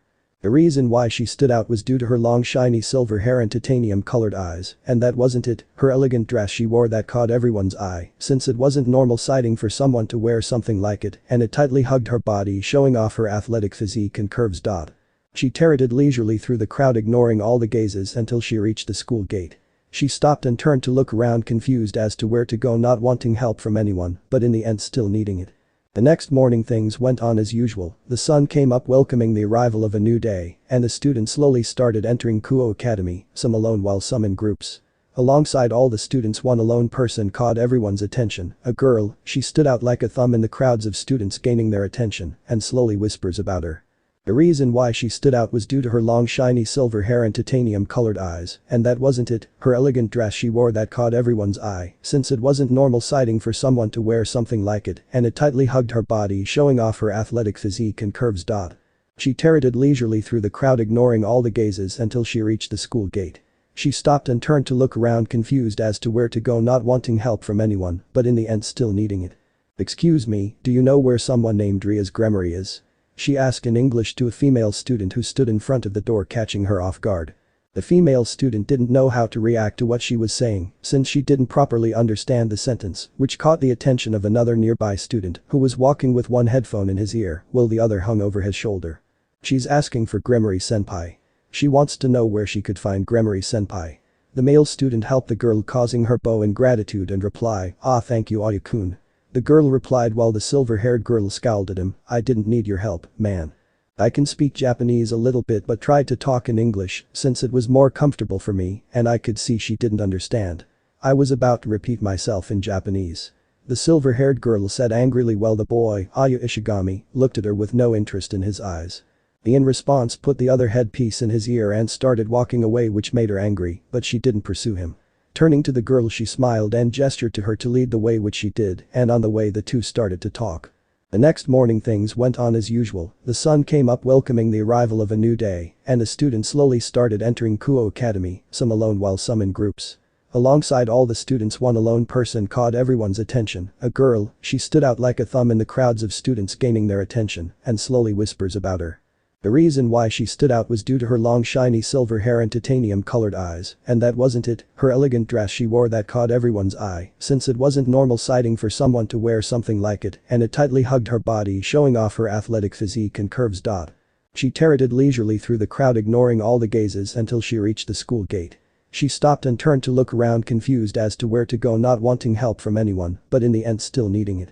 "Looks like we are here," Kobayashi said as they stepped in front of an old run-down building, making Artemis raise a brow and look at her weirdly before asking, "This looks run down and abandoned." Kobayashi stuck out her tongue before replying. "Well, it does look old at first glance, but it's being used by people, more specifically Ria-senpai and her club members. She had remodeled the inside but kept the outside, as is saying it wasn't necessary to talk the beauty away from it, so you can say that." Kobayashi, like a child, tried to mimic Ria's voice, which made Artemis laugh more. They were about to enter, but suddenly the school rang, scaring Kobayashi as she remembered she needed to be in class. "I'm sorry, this is as far as I can take you, but my class is about to start." Kobayashi sprinted away yelling and apologizing to Artemis, who simply waved her hand lightly before her expression turned cold as he faced the old building. "It looks like all of them are there. Those presences, but it seems they still haven't noticed mine yet." Artemis thought as she pulled the door open and entered the building. She could see through the outline of the presents through the walls and floors. Soon she reached the door from where she could see the outlines behind. She knocked twice and waited for an answer, which she got a few seconds later. "Come in." In full stride Artemis opened the door with a neutral expression, but that changed once she saw the occupants in the room. It was due to both Kiba and Sato's presence that her expression turned sour, while the club members looked confused on who the woman was. "May I ask who you are and what business do you have with us?" Ria's was the first to speak in the silent room. They were all taken by surprise by the person and how beautiful she was, but what shocked Ria's more was the fact she couldn't sense her approaching the building nor walking towards them. Her eyes went over to the two boys, Kiba and Sato. Their eyes were glued to her in shock by seeing someone so beautiful, it seems, which made her sigh. "Well, I thought you would expect me. Has your brother, Lucifer, not informed you? I had taken the liberty to inform him a day ago as well, but it seems he has forgotten. Another reason why a female should have had the position of Lucifer," Artemis said in an angry voice as she crossed her arms. Ria's eyes widened when she heard her brother's name, and the person called him by his title. Artemis sat down directly opposite to Ria's on the sofa, while Akeno placed a cup of tea on the table in front of her. "Your tea, Artemis-sama," she said with her usual warm smile. Artemis had given Ria's time to call her brother and ask for the details, and in that time span Akeno, seeing that Artemis was glaring at the two boys, told them to leave and stay on standby in the tree. And now they sat in front of each other, Kaneko sitting next to Ria's. Her face had a mixture of fear and horror. Now that Artemis was in front of her, she would easily feel the monstrous power emitting from her, even though she couldn't feel it before. "My apologies for not recognizing you, Artemis-sama. Oni-sama has been tied down with a lot of work regarding a few things that are happening in the three biblical factions and couldn't find the time to inform me. He asked me to apologize to you as well, so I hope you accept his apology. From what he told me, you want to enroll in this academy for 2 years. Am I correct?" Riaz asked. She was mad that Artemis called her brother incompetent but had to bury it for professional reasons. But she was confused. Why would Artemis, a person that hates men, take admission into a school that is co-ed? "I'll accept it for now, that is, and yes, I seek admission in your educational institute for 2 years. I have taken temporary leave from my position as the foreign affair manager for 2 years and want to relax. My father recommended this place. He said that this place is technically run by the supernatural, so it's the best place for me to stay. Well, I thought against it, he convinced me somehow." Artemis replied, the first few words making Riaz more angry, but a hand from Akeno was all it for her to calm down a bit. "Okay, so if you are here for 2 years, then I take it you will be enrolling as a second-year student then?" Riaz asked, to which Artemis nodded her head. "Yes, I wanted to experience what these humans do in their youths. That they value so much. I really can't understand it, which is why I came here, but I didn't expect it to be swarming with all those males." Artemis's neutral voice changed into disgust, and her hidden aura started to appear, causing Kaneko to start shivering, since she was the only one that could feel its true nature. "I do admit that it is swarming with males, but that is what makes the experience more special to humans," Riaz calmly said, making Artemis's to lower her anger. "These humans, they value their relation with the opposite gender, so much so that they start to act different in the presence of girls, and it sometimes is very funny." They make memories that they cannot forget with each other, which is why they tell us to cherish these days. That is the experience you are looking for. Ria said. Yes, it's sometimes funny seeing the boys start panicking when they don't have deodorant after a sweaty game, and suddenly girls come. They panic just because they fear that the girls will feel disgusted smelling the stench of sweat that is coming from them. Akeno chuckled while giving her own piece. You expect me to believe that? All of them froze when they heard Artemis's cold voice. They had gone into their own world that they didn't notice that their words had started to make Artemis more angry than before. Well, don't worry about that, Artemis-sama, you can see for yourself after enrolling. Yeah, that right, you can judge them after spending a few days here, and besides mostly the girls are the only ones that are gonna approach you. Ria started doing damage control. The last thing she wanted was for Artemis to fly off the handle and cause a mess. Fine, but what was the problem you were mentioning that Lucifer had to take care of? I will forgive based on your answer. Artemis said, her voice returning back to normal. Well, it's no secret, but recently a new rumor has started to circle around the angel faction regarding their leader, the biblical god. The rumors are that the biblical god is dead and a new usurper has taken his place. It's all very blurry since not much is known and still they are rumors at best. That caught Artemis's attention. She had heard from her father about the biblical god, but this was new, no one had heard from him after the end of the Great War. Rumors you say, huh? And since when did these rumors start to appear and from whom? Artemis asked. This was probably the most interesting thing she heard today. Riaz held her chin and thought before answering, well, from what I know, currently the whereabouts from where these rumors originated from and from whom are still unknown. Like I said, they are very vague about this. The angel faction has been rebelling the rumors, but nothing much is being done from the other factions besides the devil and fallen angels who want answers, especially the council from the devil's side. That's all I know. Ria said, finishing while shrugging her shoulders. Well, fine. When can I start attending this institution? Artemis lost her interest in the whole situation. You can start whenever you want, but tomorrow would be the best time since the classes for today have already started, plus we still need to sort which class to put you in, since you are coming when all the seats in every class is already filled, but I will see what I can do about that. Ria said, causing Artemis to groan and disappointed. At this point everything was said and done, so Artemis got up ready to leave. Then I will leave my address with you, send me my things there, alright, and tomorrow I will be coming to attend this institution as a pupil. Artemis said, more like demanded at this point from Riaz before leaving. As soon as she left, the three occupants let out a sigh, and not long after Kiba and Sato returned. So what was all that about and who was she? Sato asked. He still was in a daze from her beauty. He had never seen anyone so beautiful before in his life. That, my dear servant, was Artemis, the goddess of the hunter moon, whichever fits your bill. She is going to be attending school from tomorrow and we have to finish the table work today. Akeno informed Sona about this and asked her if there are any classes with free slots that we can place her in. Riaz said. Kiba and Sato's eyes widened and their jaws dropped to the floor hearing Ria's words. While Kiba was shocked, Sato had a weird thought in his mind. He turned his head to look at the door, his eyes focusing on the place Artemis left from. Then I will leave my address with you, send me my things there, alright, and tomorrow I will be coming to attend this institution as a pupil. Artemis said, more like demanded at this point from Riaz before leaving. As soon as she left, the three occupants let out a sigh and not long after Kiba and Sato returned. So what was all that about and who was she? Sato asked. He still was in a daze from her beauty. He had never seen anyone so beautiful before in his life. That, my dear servant, was Artemis, the goddess of the hunter moon, whichever fits your bill. She is going to be attending school from tomorrow and we have to finish the table work today. Akeno informed Sona about this and asked her if there are any classes with free slots that we can place her in. Riaz said. Kiba and Sato's eyes widened and their jaws dropped to the floor hearing Ria's words. While Kiba was shocked, Sato had a weird thought in his mind. He turned his head to look at the door, his eyes focusing on the place Artemis left from. Hi, but you. Akeno said before leaving the room. This is gonna be a headache. She thought as she walked out. Scene change. Issei stood in front of the window that showed his mother's room. He saw many machines tap to her face was covered in bandages, the slow heart rate beeps, and the slow breathing sounds were the only thing someone could hear in the room. Issei looked at her, his eyes showing no emotion but regret and despair. He just kept looking and looking until he couldn't because half of his vision was obstructed by bandages, his whole head and right eye were covered with them. He heard footsteps behind him, he turned around to see Imi walking to hhim. It's been a while, Issei-kun. Imi said as she stopped right next to him and looked at Mickey, a bit of her heart breaking just by looking at the scene. I know this is not the time, but I need you to follow me. There are some questions I want to ask you. Issei looked at her, his eyes half open showing no interest, but nonetheless he followed her to another room with no one in sight. Both of them took a seat in front of each other and the barrage of questions began. The people that came to your house, can you give me their description? Issei was going to push this case to the top and get those bastards for sure of it. Issei shook his head, no, all I can tell is that one guy was tall and large, while the other guy was short. I think their names were Albert and Haruto.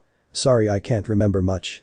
My head at that time was very blurry and the memories of that time are hazy. Issei nodded her head at Issei's reply. She couldn't blame him from what the doctor told her.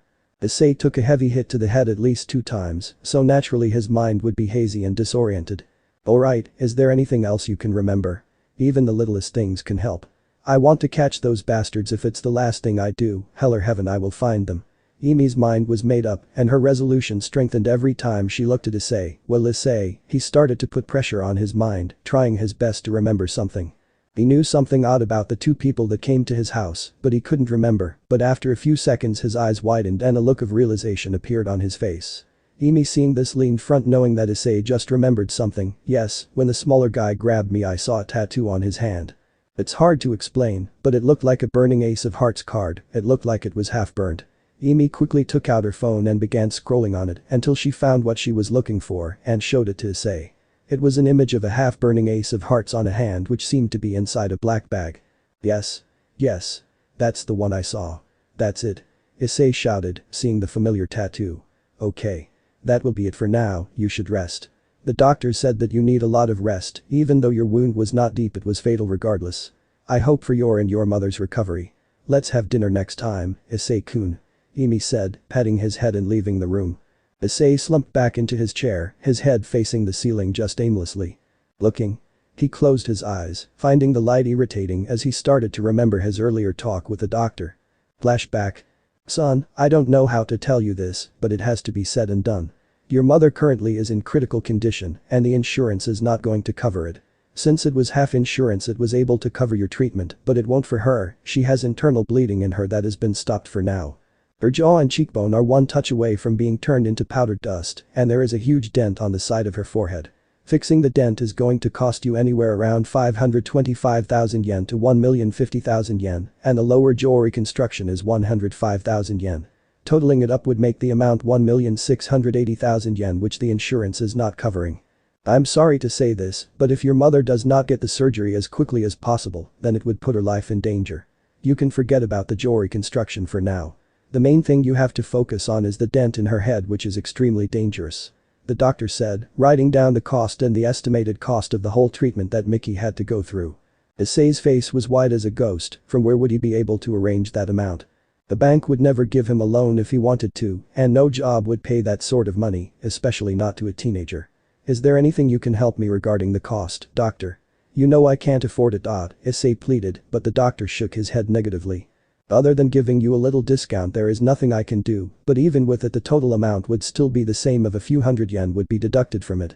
The doctor placed a hand on Issei's shoulder for comfort, he truly felt sorry for the boy, but alas there was nothing he could do that would help him. Is there any family or relative that is able to help you? Issei thought about it but said no, not for the fact he didn't have a relative. He did have a few uncles and aunts from his mother's side, but it was his mother's wish not to ask help from them. I'll see what I can do about it. Issei said, his voice heavy and mind conflicted. I see, but whatever decision you make you should spend most of that time with your mother. The doctor said, patting his shoulder now when suddenly remembered something. By the way, that female Kibohu. Do you know her? She was asking the details regarding your mother and how much it will cost, but I didn't tell her anything since she isn't a relative or family member, she isn't right. The doctor said, getting a nod from Issei, he already knew who it was and why she was asking. Yes, Issei Onisen, she was a big help to us in the past, but it was for the best that you didn't tell her anything. The doctor nodded his head. Flashback end. Issei sighed and got up, leaving the room and hospital needing some fresh air. It was way past 12 so he wasn't going to go to school tomorrow, that's for sure. Issei kept strolling here and there, his mind working to find a solution to his problem. Issei felt oddly quiet today, and it wasn't for a good reason. He needed to be quiet to be strong, or else he might start crying any moment. Issei, while walking in his own thoughts, brushed past someone not even noticing it. The man stood and looked at Issei's back. The figure was draped in layers of fabric so meticulously chosen and layered that not an inch of bare attire is a seamless integration of fabric, from the high neckline that shields their throat to the long sleeves enveloping their arms. Layers of clothing cascade down to their ankles, ensuring every inch of their legs remains hidden. Even their hands are encased in gloves. The only thing that was visible were the dark brown eyes of the man that kept looking at Issei as he walked, and soon he started walking behind him. Issei, still in his own world, found himself in a park, the same park he used to play in when he was young. He could spot a single person there and took a seat on the slab of the water fountain that laid in the middle of the walkway connecting many different paths. He held his head in his hands, now getting frustrated. He couldn't think of anything to earn him that much cash, nor could he ask for help from his relatives, because every time he thought of it the words of his mother would play in his mind. It had been long since Issei sat down on the slab when another person sat beside him. It was the same figure form before, its eyes peering into Issei's soul as if looking for something. "You seem troubled, young lad." A manly voice came from the figure, making Issei lift his head up and stare at the figure with tired eyes. "What's it to you?" Issei said with a tinge of anger in his voice. "Heisty ha. You bumped into me a while back but didn't even acknowledge it and just kept walking. So naturally I would ask you about got you so low." The figure no man asked Issei, his eyes getting sharper with every word. "I'm in need of some money and fast. I was trying to think about how I can get it, but nothing was coming to mind. Maybe that's the reason I didn't notice bumping into you back then. Hell, I didn't even realize when I got here." Issei didn't care if it was a stranger, he just needed to get things off his chest. It was eating at him from the inside, the sight of his mother, the realization that he couldn't do anything to help her when she needed it the most. It was all getting too much for him to handle. Money problem. Sure, it isn't easy making money when it's an absurd amount, but there are other ways to make it. The man said, but Issei just buried his face in his hands again before saying, "I don't want to sell drugs or any shit like that. I would not be able to." Issei said, but it only made the man laugh. "Oh sorry, I didn't mean to laugh. It was just funny to hear that selling shit like that would make you money. There are plenty of other ways." Issei's head shot up and for the first time looked directly into the man's eyes with a sliver of hope in them. "Really? Is there another way?" Issei couldn't believe it. "Yes, but it isn't easy. You are going to have to do a lot of things, and once you get into it, you can't back out or call it quits." The man's eyes were shining, whether from excitement or from something else no one knew besides him. "What is it? Tell me, I'm ready to do anything." Issei, getting restless, grabbed the man by his collar. He wanted to know it now, he needed to know it now, there was just no other way. "Well, I could tell you, but I need to know if you are ready for anything." The man saw hesitation in Issei, but alas, Issei nodded his head and a smile that only he could feel stretched across his face. "Well then, meet me here at this exact spot tomorrow, and I will show you. It's far too late to start today, so arrive by like 9 or 10 p.m, alright?" The man effortlessly pushed Issei back and got up to leave before he remembered to ask for something. "What's your name, kid?" he asked. Issei Hyaujuo, second-year student, and yours?" Issei also asked but got a vague answer. "You can just call me Issei-chan." The man, now known as, walked off in the dead of the night, leaving the uneasy boy alone. What is gonna happen tomorrow? What was this is going to show him tomorrow? And will he be able to save his mother? These were all the questions that were on repeat inside Issei's mind, playing over and over again. What will happen tomorrow? Nothing can be earned without sacrificing nothing. In the middle of classes, one lone boy sat outside his class fiddling with his phone. He was none other than the delinquent Ryuji Yamamoto. He was sitting outside his class due to being punished for disrupting the class with his antics even in homeroom when the teacher was taking attendance. It wasn't punishment for him since he got to be on his phone more, texting other girls than sitting in class studying. Even now he was texting with a girl from a different school but in the same year as him. "Hey, I heard you were an athlete." 821. "Yeah, I am. I take Aikido classes regularly but I'm on a break for now." 822. "Then your abs must be pretty good looking, right? Send me a pic of them." 824. "What a steal." Ryuji thought. He looked around the hallway to find it empty, smiling as he lifted up his shirt, revealing his amazing abs underneath. "Yeah, I am. I take Aikido classes regularly but I'm on a break for now." 822. "You actually sent it." 829. "You actually sent that girl a pic." Ryuji was taken by surprise when he heard a voice close to his ear. "Yeah," he screamed and crawled away, his yellow-tinted glasses falling. He turned around to find a figure familiar to him. "I told you to cut that out, Nakamura-kun. Do I have to beeping spell it out for you?" The person mentioned was a fellow delinquent in martial artist that Ryuji knew. It was a young boy named Nakamura Kenji from class 2 to 7. "Forget that, I heard you beat up the Haidu kid for insulting your goddess." "That about right?" Kenji asked in a nonchalant voice, taking a sip from his juice box. Rumors had reached his ear about Ryuji beating Issei up outside of school, and now it was circulating within the school. "Yeah, so what? You gonna say your usual bullshit again bout using my strength to help not trouble people? If it's that, then beep right off, I have no reason to hear it." Ryuji said in a pissed off voice as he picked up his glasses and put them on. He didn't care for others' opinion on him or the way he did things. For him there were only two types of people, the ones that earned his respect and the ones that didn't, and for that reason no one liked him except for a few people. Even now he was only talking to Kenji because he respected him as a martial artist, nothing beside that cause. If he didn't, he wouldn't even be talking to him. Bing. Bing. Bing. The sound of the bell sounded at the start of classes, and a girl was seen running towards the two boys before she stopped but kept spot jogging in her place. Yamamoto-kun, Hasegawa-sensei has been looking for you all morning. She asked me to tell you to see her immediately right now. Run, Yamamoto-kun, run. At the speed of Mach 1, Ryuji was nowhere to be seen after hearing his goddess calling for him. He needed to not waste a second, as a second wasted would be a second lost with her. That guy is such a simp, like seriously. Kenji said as he started to walk towards his class, getting himself mentally prepared for the barrage of insults from his very own homeroom teacher. Bing. Bing. Bing.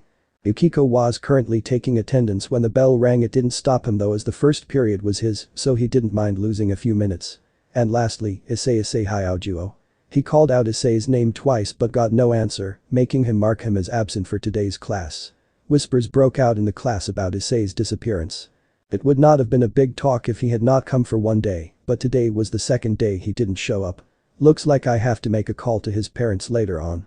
Yukiko thought as he kept the attendance book down and looked at his students. Yakai. Aren't they supposed to be in Kyoto serving Yasaka? She thought but let it go, as it wasn't the time nor place to ponder on that, as she bowed a little and spoke. My name is Artemis Alexandros, you all may call me Artemis for simplicity's sake. I studied in Rome for my whole life and wanted to change things for my last 2 years in high school, which is the reason why I decided to transfer here. Please take care of me. As much as Artemis hated saying those words, she still had to, as for her, she wanted to blend in as much as possible. The whole class exploded in cheers and questions so loud that students from other classes and outside could clearly hear the now leave the questions for break time. Artemison, you can take that open seat as one of my students is absent, so you can have his seat. I forgot to arrange your seat, but now seeing that he's absent you can take his place. Once he returns we will see what to do then. Alright. Artemis did not respond and took her seat by the window as Yukiko started the lesson. As Yukiko started the lesson, a loud bang was heard outside, causing everyone to take a look outside, only to see Ryuji running through the hallway at max speed. Simp. All the students except Artemis thought everyone knew that only one person was able to make Ryuji run that fast, and that was on one other than their school's nurse. Chisato-sensei. Ryuji slid the door open with a bang, loudly announcing his arrival to his goddess. His so-called goddess was no one other than the school nurse, Chisato Nasugawa, stunningly beautiful woman with sexy hip length, black hair that has bangs hanging on the right, green eyes, a mole under her left eye, red round glasses, one earring on her left ear, and a voluptuous figure. Chisato threw a metal tray at his face which he didn't bother to dodge and got hit by. Yes, Chisato-sensei hit me. The expression on his face was the expression of a masochist who just had his dream fulfilled. Chisato massaged her temples in annoyance. She glanced at the boy who held his hurting face with a happy look. Are you sure you're not a masochist? Chisato asked, wanting to confirm her suspicion. Chisato-sensei. Ryuji slid the door open with a bang, loudly announcing his arrival to his goddess. His so-called goddess was no one other than the school nurse, Chisato Nasugawa, stunningly beautiful woman with sexy hip length, black hair that has bangs hanging on the right, green eyes, a mole under her left eye, red round glasses, one earring on her left ear, and a voluptuous figure. Chisato threw a metal tray at his face which he didn't bother to dodge and got hit by. Yes, Chisato-sensei hit me. The expression on his face was the expression of a masochist who just had his dream fulfilled. Chisato massaged her temples in annoyance. She glanced at the boy who held his hurting face with a happy look. Well, after school ended, let me think, I went to karaoke and then straight home. Ryuji answered, which again made Chisato shake her head in disappointment. She took out her phone and showed it to Ryuji, who showed an expression of disbelief. Then what is this? What were you doing in the construction site after school, and how badly did you hurt that boy? Chisato's tone changed to an angry one as she spoke to Ryuji, who flinched from her voice. He didn't have any excuse to refute it. No, it's not that he didn't have any excuses, he couldn't refute it, especially not to her. The phone showed a few pictures of him kicking and beating Issei in the construction site, and there was a video as well. Slam. Ryuji opened his mouth to speak, but it was shut up by a loud slam from Chisato, who slapped her hand on the table next to her, and for a few seconds silence enveloped the room. Chisato closed her eyes and massaged her temples before asking another question. Why did you do it? I don't want any excuses or any nonsense words, just tell me why. Chisato didn't want any bullshit answers from him since she started taking care of Ryuji. She knew he was not a bad kid, just a troubled individual. His buddies told me that he was bad-mouthing you and saying all sorts of bad things about you. So it made me jump the gun, and I had taken to the construction site to teach him a lesson for saying all those things about you. Ryuji in a defeated voice answered truthfully. He had no reason to lie or make excuses since he was Chisato, he would never lie to her at least. So without making sure if it was true or not, you beat some random student all because he was bad-mouthing me. How many times should I tell you that them taking ill of me does not affect me, nor does it affect my reputation, so what right do you have to beat them? What if their parents come to file a complaint and you actually get kicked out of school this time? Have you forgotten that I vouched for you last time not to get expelled from school? Yamamoto-kun, you're a nice boy and a good student, you shouldn't be doing this type of stuff no matter what happens. Chisato remembered what happened the last time something like this happened. It was his first year when he beat a few students so badly that they ended up in hospital, and if it wasn't for her intervention, Ryuji would have surely been expelled from.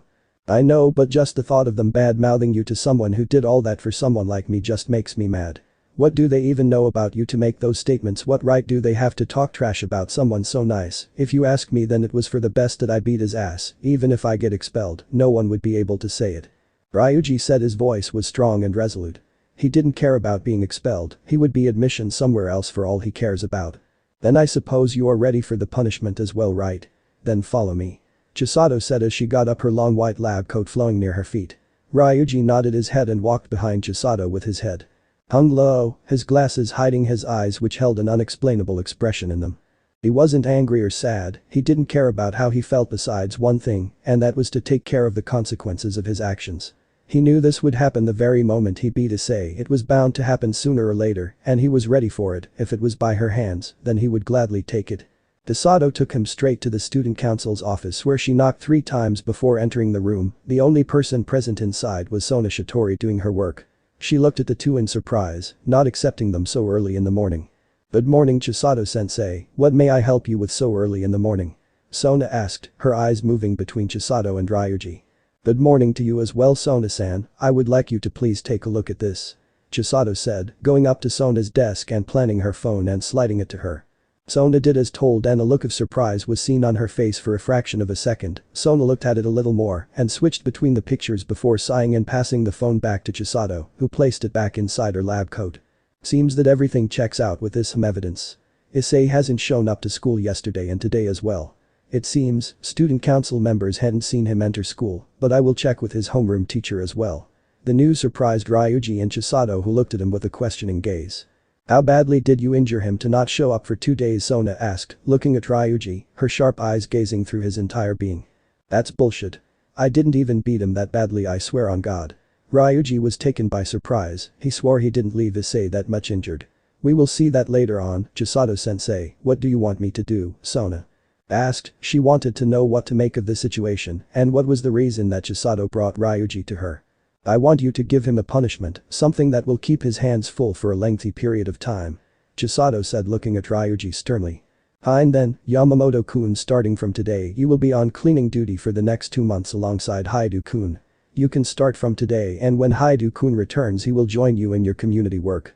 Sona said, hoping that it would satisfy Chisato, which it did. As the two conversed, Sona looked at the two, wondering in her own thoughts, seriously, I can't get what she is thinking. Last year she stuck her neck out when he almost got expelled, taking him under her wing as a mentor for his behavior. It does seem that his behavior has changed since that time, as there hasn't been a complaint from anyone about him, but what is all this now? Sona looked at the pair still in thought. Well, if you are done, Chisato-sensei, Yamamoto-kun, could you please leave? I have a lot of work to take care of. Sona asked the two. Alright then, we will take our leave, President Shin. Chisato said, winking at Sona as she exited the room behind Ryuji. Sona grew a tick mark on her forehead. How many times do I have to tell her to stop calling me with that Shin name? The grip on her pen tightened, threatening to break the pen in two.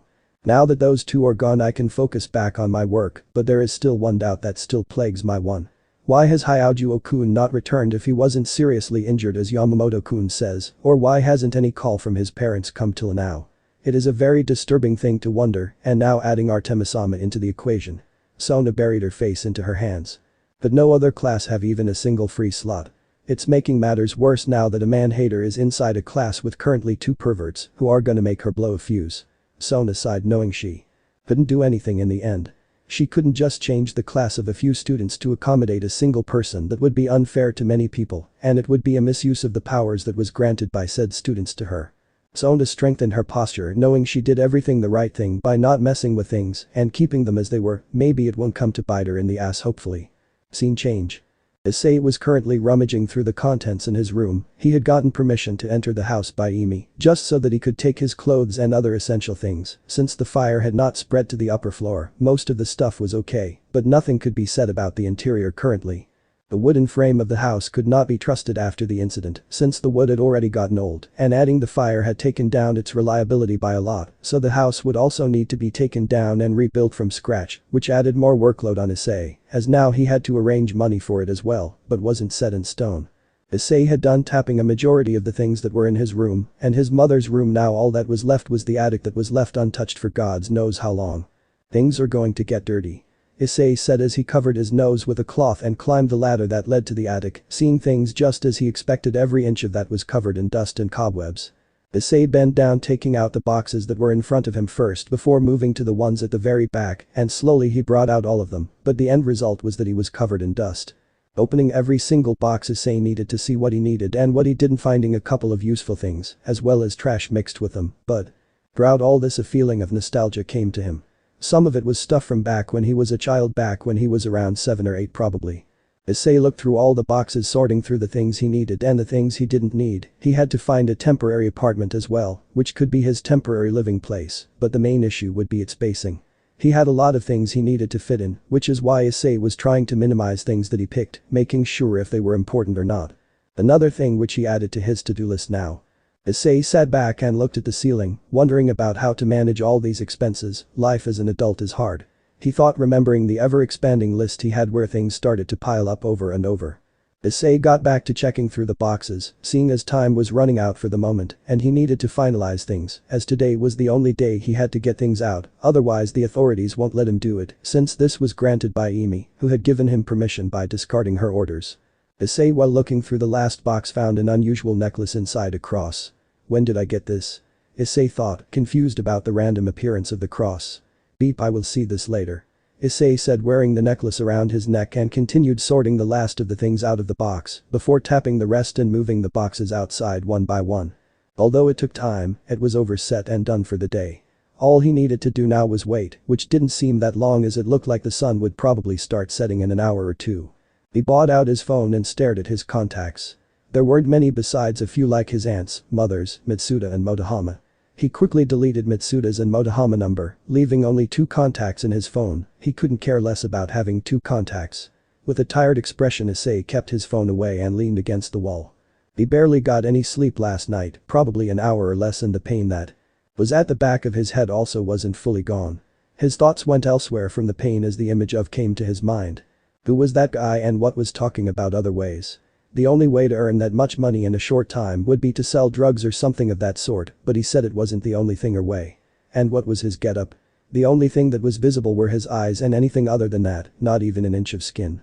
Issei was trying to figure out what nobody was up to or what his ways were. Guess the only way to find it is to see what he shows me later on in the night. Issei stopped himself from thinking more about it, knowing that it wouldn't lead him anywhere. His small mind would not be able to come to a proper anyway. He for some reason didn't feel his usual joyful self at the moment, knowing what type of things were happening around him. How could he? Yet one thing was clear in his mind. He couldn't let anyone find out about this at school, cause God knows what would happen if the people there did. Suddenly he remembered that he didn't go to school for the past 2 days. He quickly took out his phone and called the administration department, finding the number on the school's website, and waited as it rang before someone picked up. Hello, yes, this is Hyaujuo Issei, a second-year student from class 2 to 3. Yes, I understand there was a large pipe leak in my house, and at that time both me and my mother were outside, so we didn't see it. By the time we came back to the kitchen, the living room was all filled with water. Issei made a lie on the spot. He didn't think about what to say before he called, and now he was faced with this problem. Explaining to the administration would be a hard job. Yes. My mother went out of town last night for some family emergency. Maybe that's why you couldn't reach her, Issei said. His mother's phone was not with her but with him. He had kept it on silent when he got it, not being able to open it since it would be a breach of his mother's privacy. For the next 2 hours until school ended, Issei remained on the phone explaining over and over again to many different people his excuse until they finally accepted it and let it go. School had ended for the day as all the students started to file out the gates, while one lone student remained picking up trash from the track field. It was none other than Yamamoto Ryuji. He now had the job of cleaning the school alongside Issei, but Issei was a no-show today, leaving him alone. Ah beep. How much do those guys litter around here? Ryuji thought as he picked up another pile of trash from the field. Maybe it's for the best that beeper didn't show up. God, shit would have been awkward then. Ryuji thought when suddenly his phone started ringing. He took it out of his pocket to find a request for a video call from one of his friends, which he gladly picked up with a smile. Ryuji moved towards a tree and sat in its shade while seeing the screen where the image of Mitsuda and Motohama were seen being held by the two other of his friends. We got them, but they won't talk and keep spouting the same shit. The voice from the other end came. We swear it was the truth. We didn't lie. Issei really was saying all that about Hasegawa-sensei. Mitsuda and Motohama were crying, pleading for them to hear and believe them, but it all fell of deaf ears as Ryuji was no longer going to act without thinking. He had warned his friends that captured the two perverts not to believe a single word that came out of their mouth, which they were doing. Boys, rough them up a bit. They aren't going to stop unless you guys beat it into them. I would love to, but because of those two I got into this shit, and plus Chisato-sensei got mad at me, and that's something I'm not going to forgive easily. As soon as those words came out of Ryuji's mouth, the camera on the other end started to shake violently, which was accompanied by the screams of both Motohama and Mitsuda. The screaming lasted for a few minutes before the two agreed to speak up. Ryuji looked in satisfaction, but suddenly he felt as if someone was watching him. He looked around, but there was no one. There aren't any club activities for today for the other students, and the student council is also on short leave for today, which means the only ones present could be. In response to his thoughts, Ryuji looked towards the old school building, knowing that gaze he felt must have been from there. The Occult Research Club, or the ORC for short, was never off. They very rarely took breaks from their club, which sometimes puzzled Ryuji. Is it really that fun to go out looking for ghosts? Ryuji said before refocusing on the matter he had at hand. Rias could be seen looking through the closed window staring at the boy sitting against a tree. Her gaze was fixated on him, not for any particular reason, just to pass the time, due to an unexpected guest being no one else than Artemis, who sat quietly drinking tea that was provided by Akeno. While the rest of her servants stood behind her in one corner of the room. Bremery, by any chance is there any clubs for archery in this institute? I have a lot of time after school and would like to make it productive than moping around in my home. It really is weird to do nothing and be free all day, since before I had my hands tied with work and foreign affairs. Artemis put her cup down, after which she turned her head to look outside the window.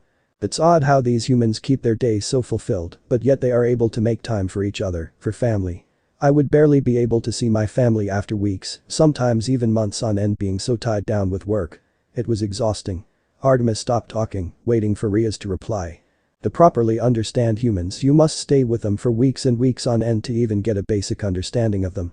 They are odd, just as you said, but I think that's what is fascinating about them, their resilience, their love for the other, their sacrifices. It's just one of the things that shows how different they are compared to just supernatural beings. I envy their freedom to do anything they want. Rias, in response to Artemis, said her piece while also adding her own thoughts. Artemis understood the envy part about having freedom. She was well aware about Ria's engagement with the third son of Phoenix. Circling back to the start, you haven't answered my first question. Is there or is there not a club for archery? Artemis asked again. Well, yes, there is not one but two. Ria said, surprising but also confusing Artemis, which showed on her face by the change in her expression. Two? Why is there two clubs for the same activity? Artemis didn't understand why there would be two clubs for the same sport. Considering how this school was co-ed before, there was a majority of girls that voted against the boys from joining the archery club, due to which the boys had to form a club of their own. Which is why there are two clubs for archery, one for boys and the other for girls, and from what I heard the boys are performing exceptionally well in tournaments for the past 1 or 2 years. They do have a lot of talent in them. Rias explained, and bit by bit Artemis understood. She liked the arrangement. Then please sign me up for that one, the ones with all the females. Artemis said, causing Rias to irk a bit. It sounded more like a demand or order than a request, but even so it wasn't her job to do it. Sorry to say this, but Artemis-sama, I can't do that. If you are the one thinking of entering the club, you should be the one to fill the form and submit it to the student council.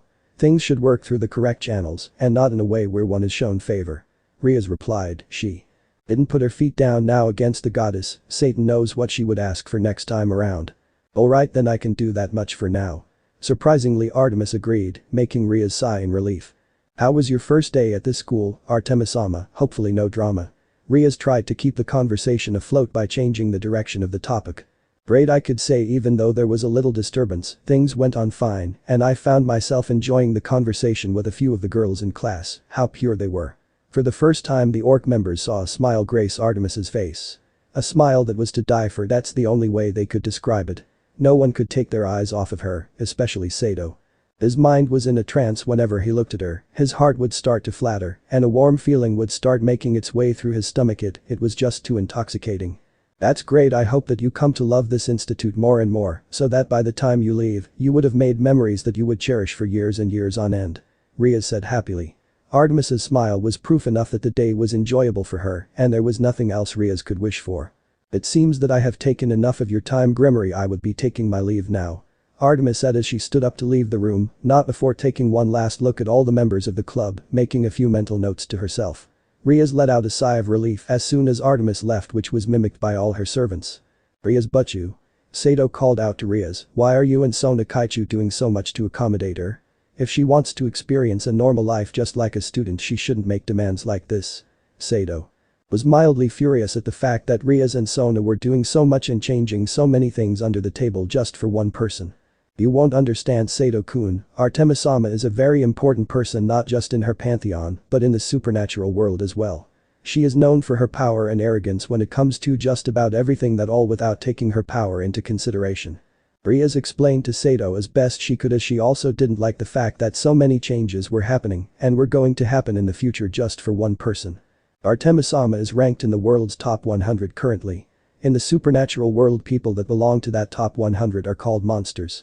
The top 50s are called undefeatable, and lastly the top 10, those guys are untouchable. They could erase your existence and no one would bat an eye. Akeno said, making Sato nod his head in understanding. The supernatural world is a deadly world. Not safe for newcomers who have no guidance, as they could very well die in a few days. Sato-kun, you were lucky that you ended up with a boosted gear and have an abnormally high defense. Akeno said. Sato knew how well off he was in the stats department for a newcomer. Yes, you are incredibly lucky. Some people don't have them. Luxury and move around like parasites from place to place looking for shelter. It's saddening at times to think that there are some people suffering like that. Sato nodded again at Ria's words. He understood what she said. He really was lucky to be born with a Longinus gear, while also having a high defense far above that of a normal human, which became amplified when he turned into a devil. Another thing was that he was lucky with the compatibility with the boosted gear. He had already unlocked the second liberation form and was on track for the third form. But what is the use of all that when he isn't able to help the one person that he liked? Let's leave that topic for now. We all need to get back to training and come up with strategies, combinations for our pieces for the battle, since I doubt this would end peacefully in the end as is. We must be ready and prepared for any type of situation that comes our way in the future. Ria's determination and conviction could be felt in each of her words, showing just how serious she was. Scene change. It was now 9 o'clock on the dot, and Issei was waiting next to the fountain where he was yesterday waiting for to arrive. Finally, after a few minutes or so, Issei saw a dark silhouette approaching from the front. He recognized the figure to be Nobody. Not even an inch of his skin could be seen besides his eyes that were a piercing blue color that held an unreadable expression. You're right on time, Issei-chan. Which means that you have made your mind. He questioned Issei while calling him as if they were close, which was not liked by Issei, which showed in his eyes when Nobody called him Chan, but he chose not to say anything on it for now. Yes, I've made up my mind. I think that I'm ready for it. Issei said, much to the Nobody's amusement. Oh, you won't say that later on. Follow me. Nobody said, confusing Issei. He opened his mouth to speak, but didn't, and followed him quietly, watching his every move from behind.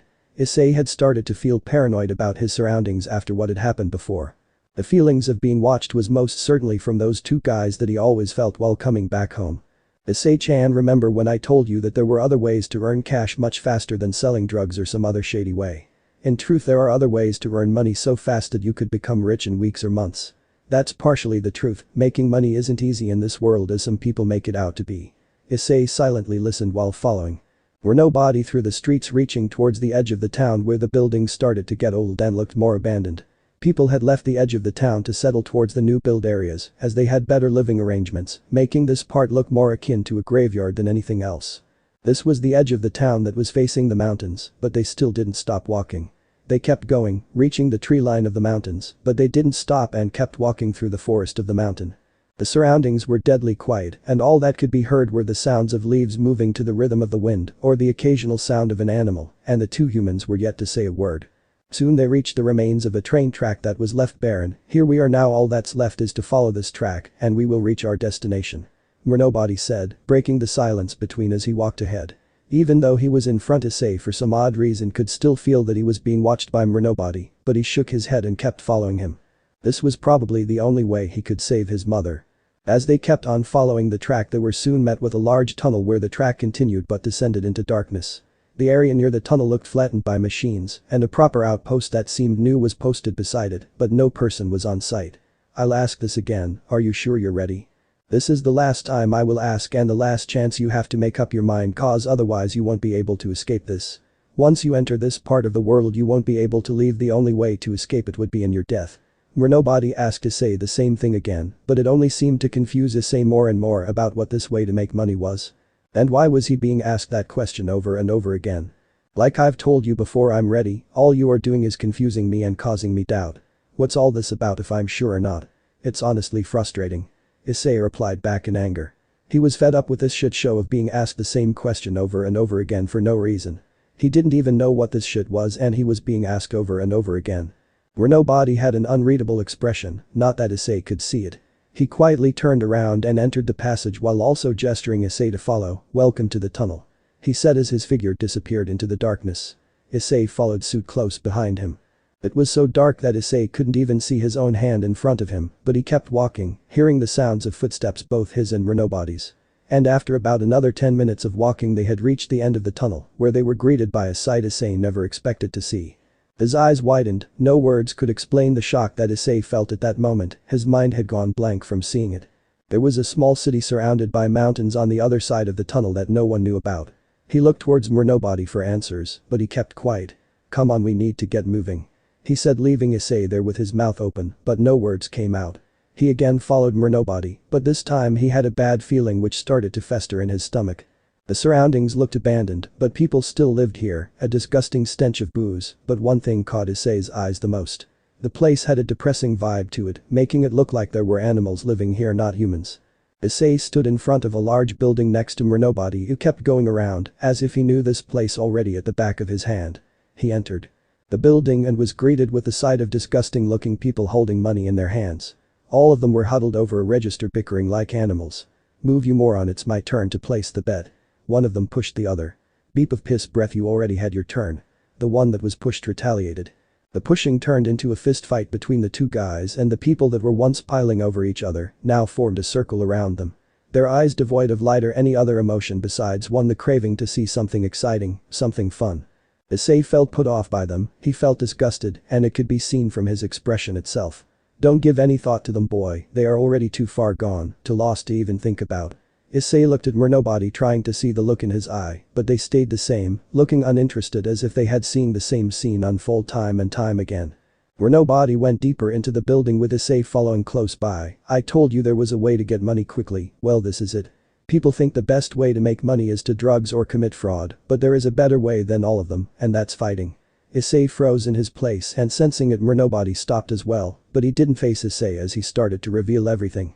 Here at the tunnel people bring in fighters and make their bets much like UFC or other boxing matches, but here it's a bit different. Alongside the bets made by the people who had brought their fighters, the audience also bet openly before the match. But things here are a bit different, there are no rules, everything is allowed, weapons, dope, different martial arts, and so on. Issei couldn't believe his ears. What was he hearing? It was all bullshit, but this is why I asked if you were ready and you said you were, and now that you know of this place's existence you cannot leave without entering it properly and becoming a part of it. Nobody turned around and faced Issei for the first time now, his sharp disturbed eyes that held a look no sane person would have, looked at Issei's soft brown eyes still so innocent, so pure.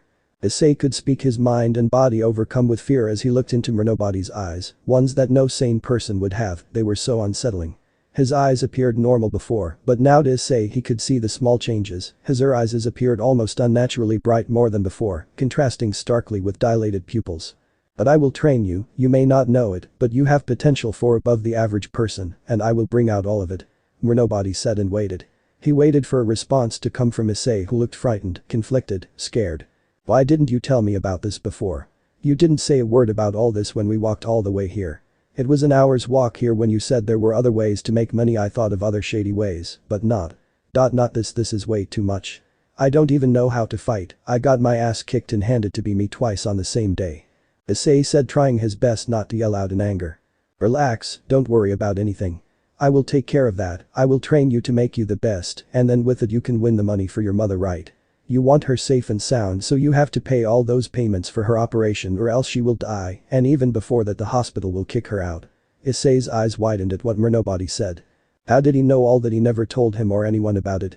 How did yo? Issei was about to speak, but Nobody placed a finger on his lips while using his other hand to grab a hold of Issei's face. SHHH, we can talk all about that later. Issei once again looked into Nobody's eyes and it terrified him to no end. So how was this story? I hope you like it. And if you like it, share this story with your friends and like the video too. And don't forget to subscribe our channel for daily awesome fanfiction. Okay, it's time for me to go. Bye bye.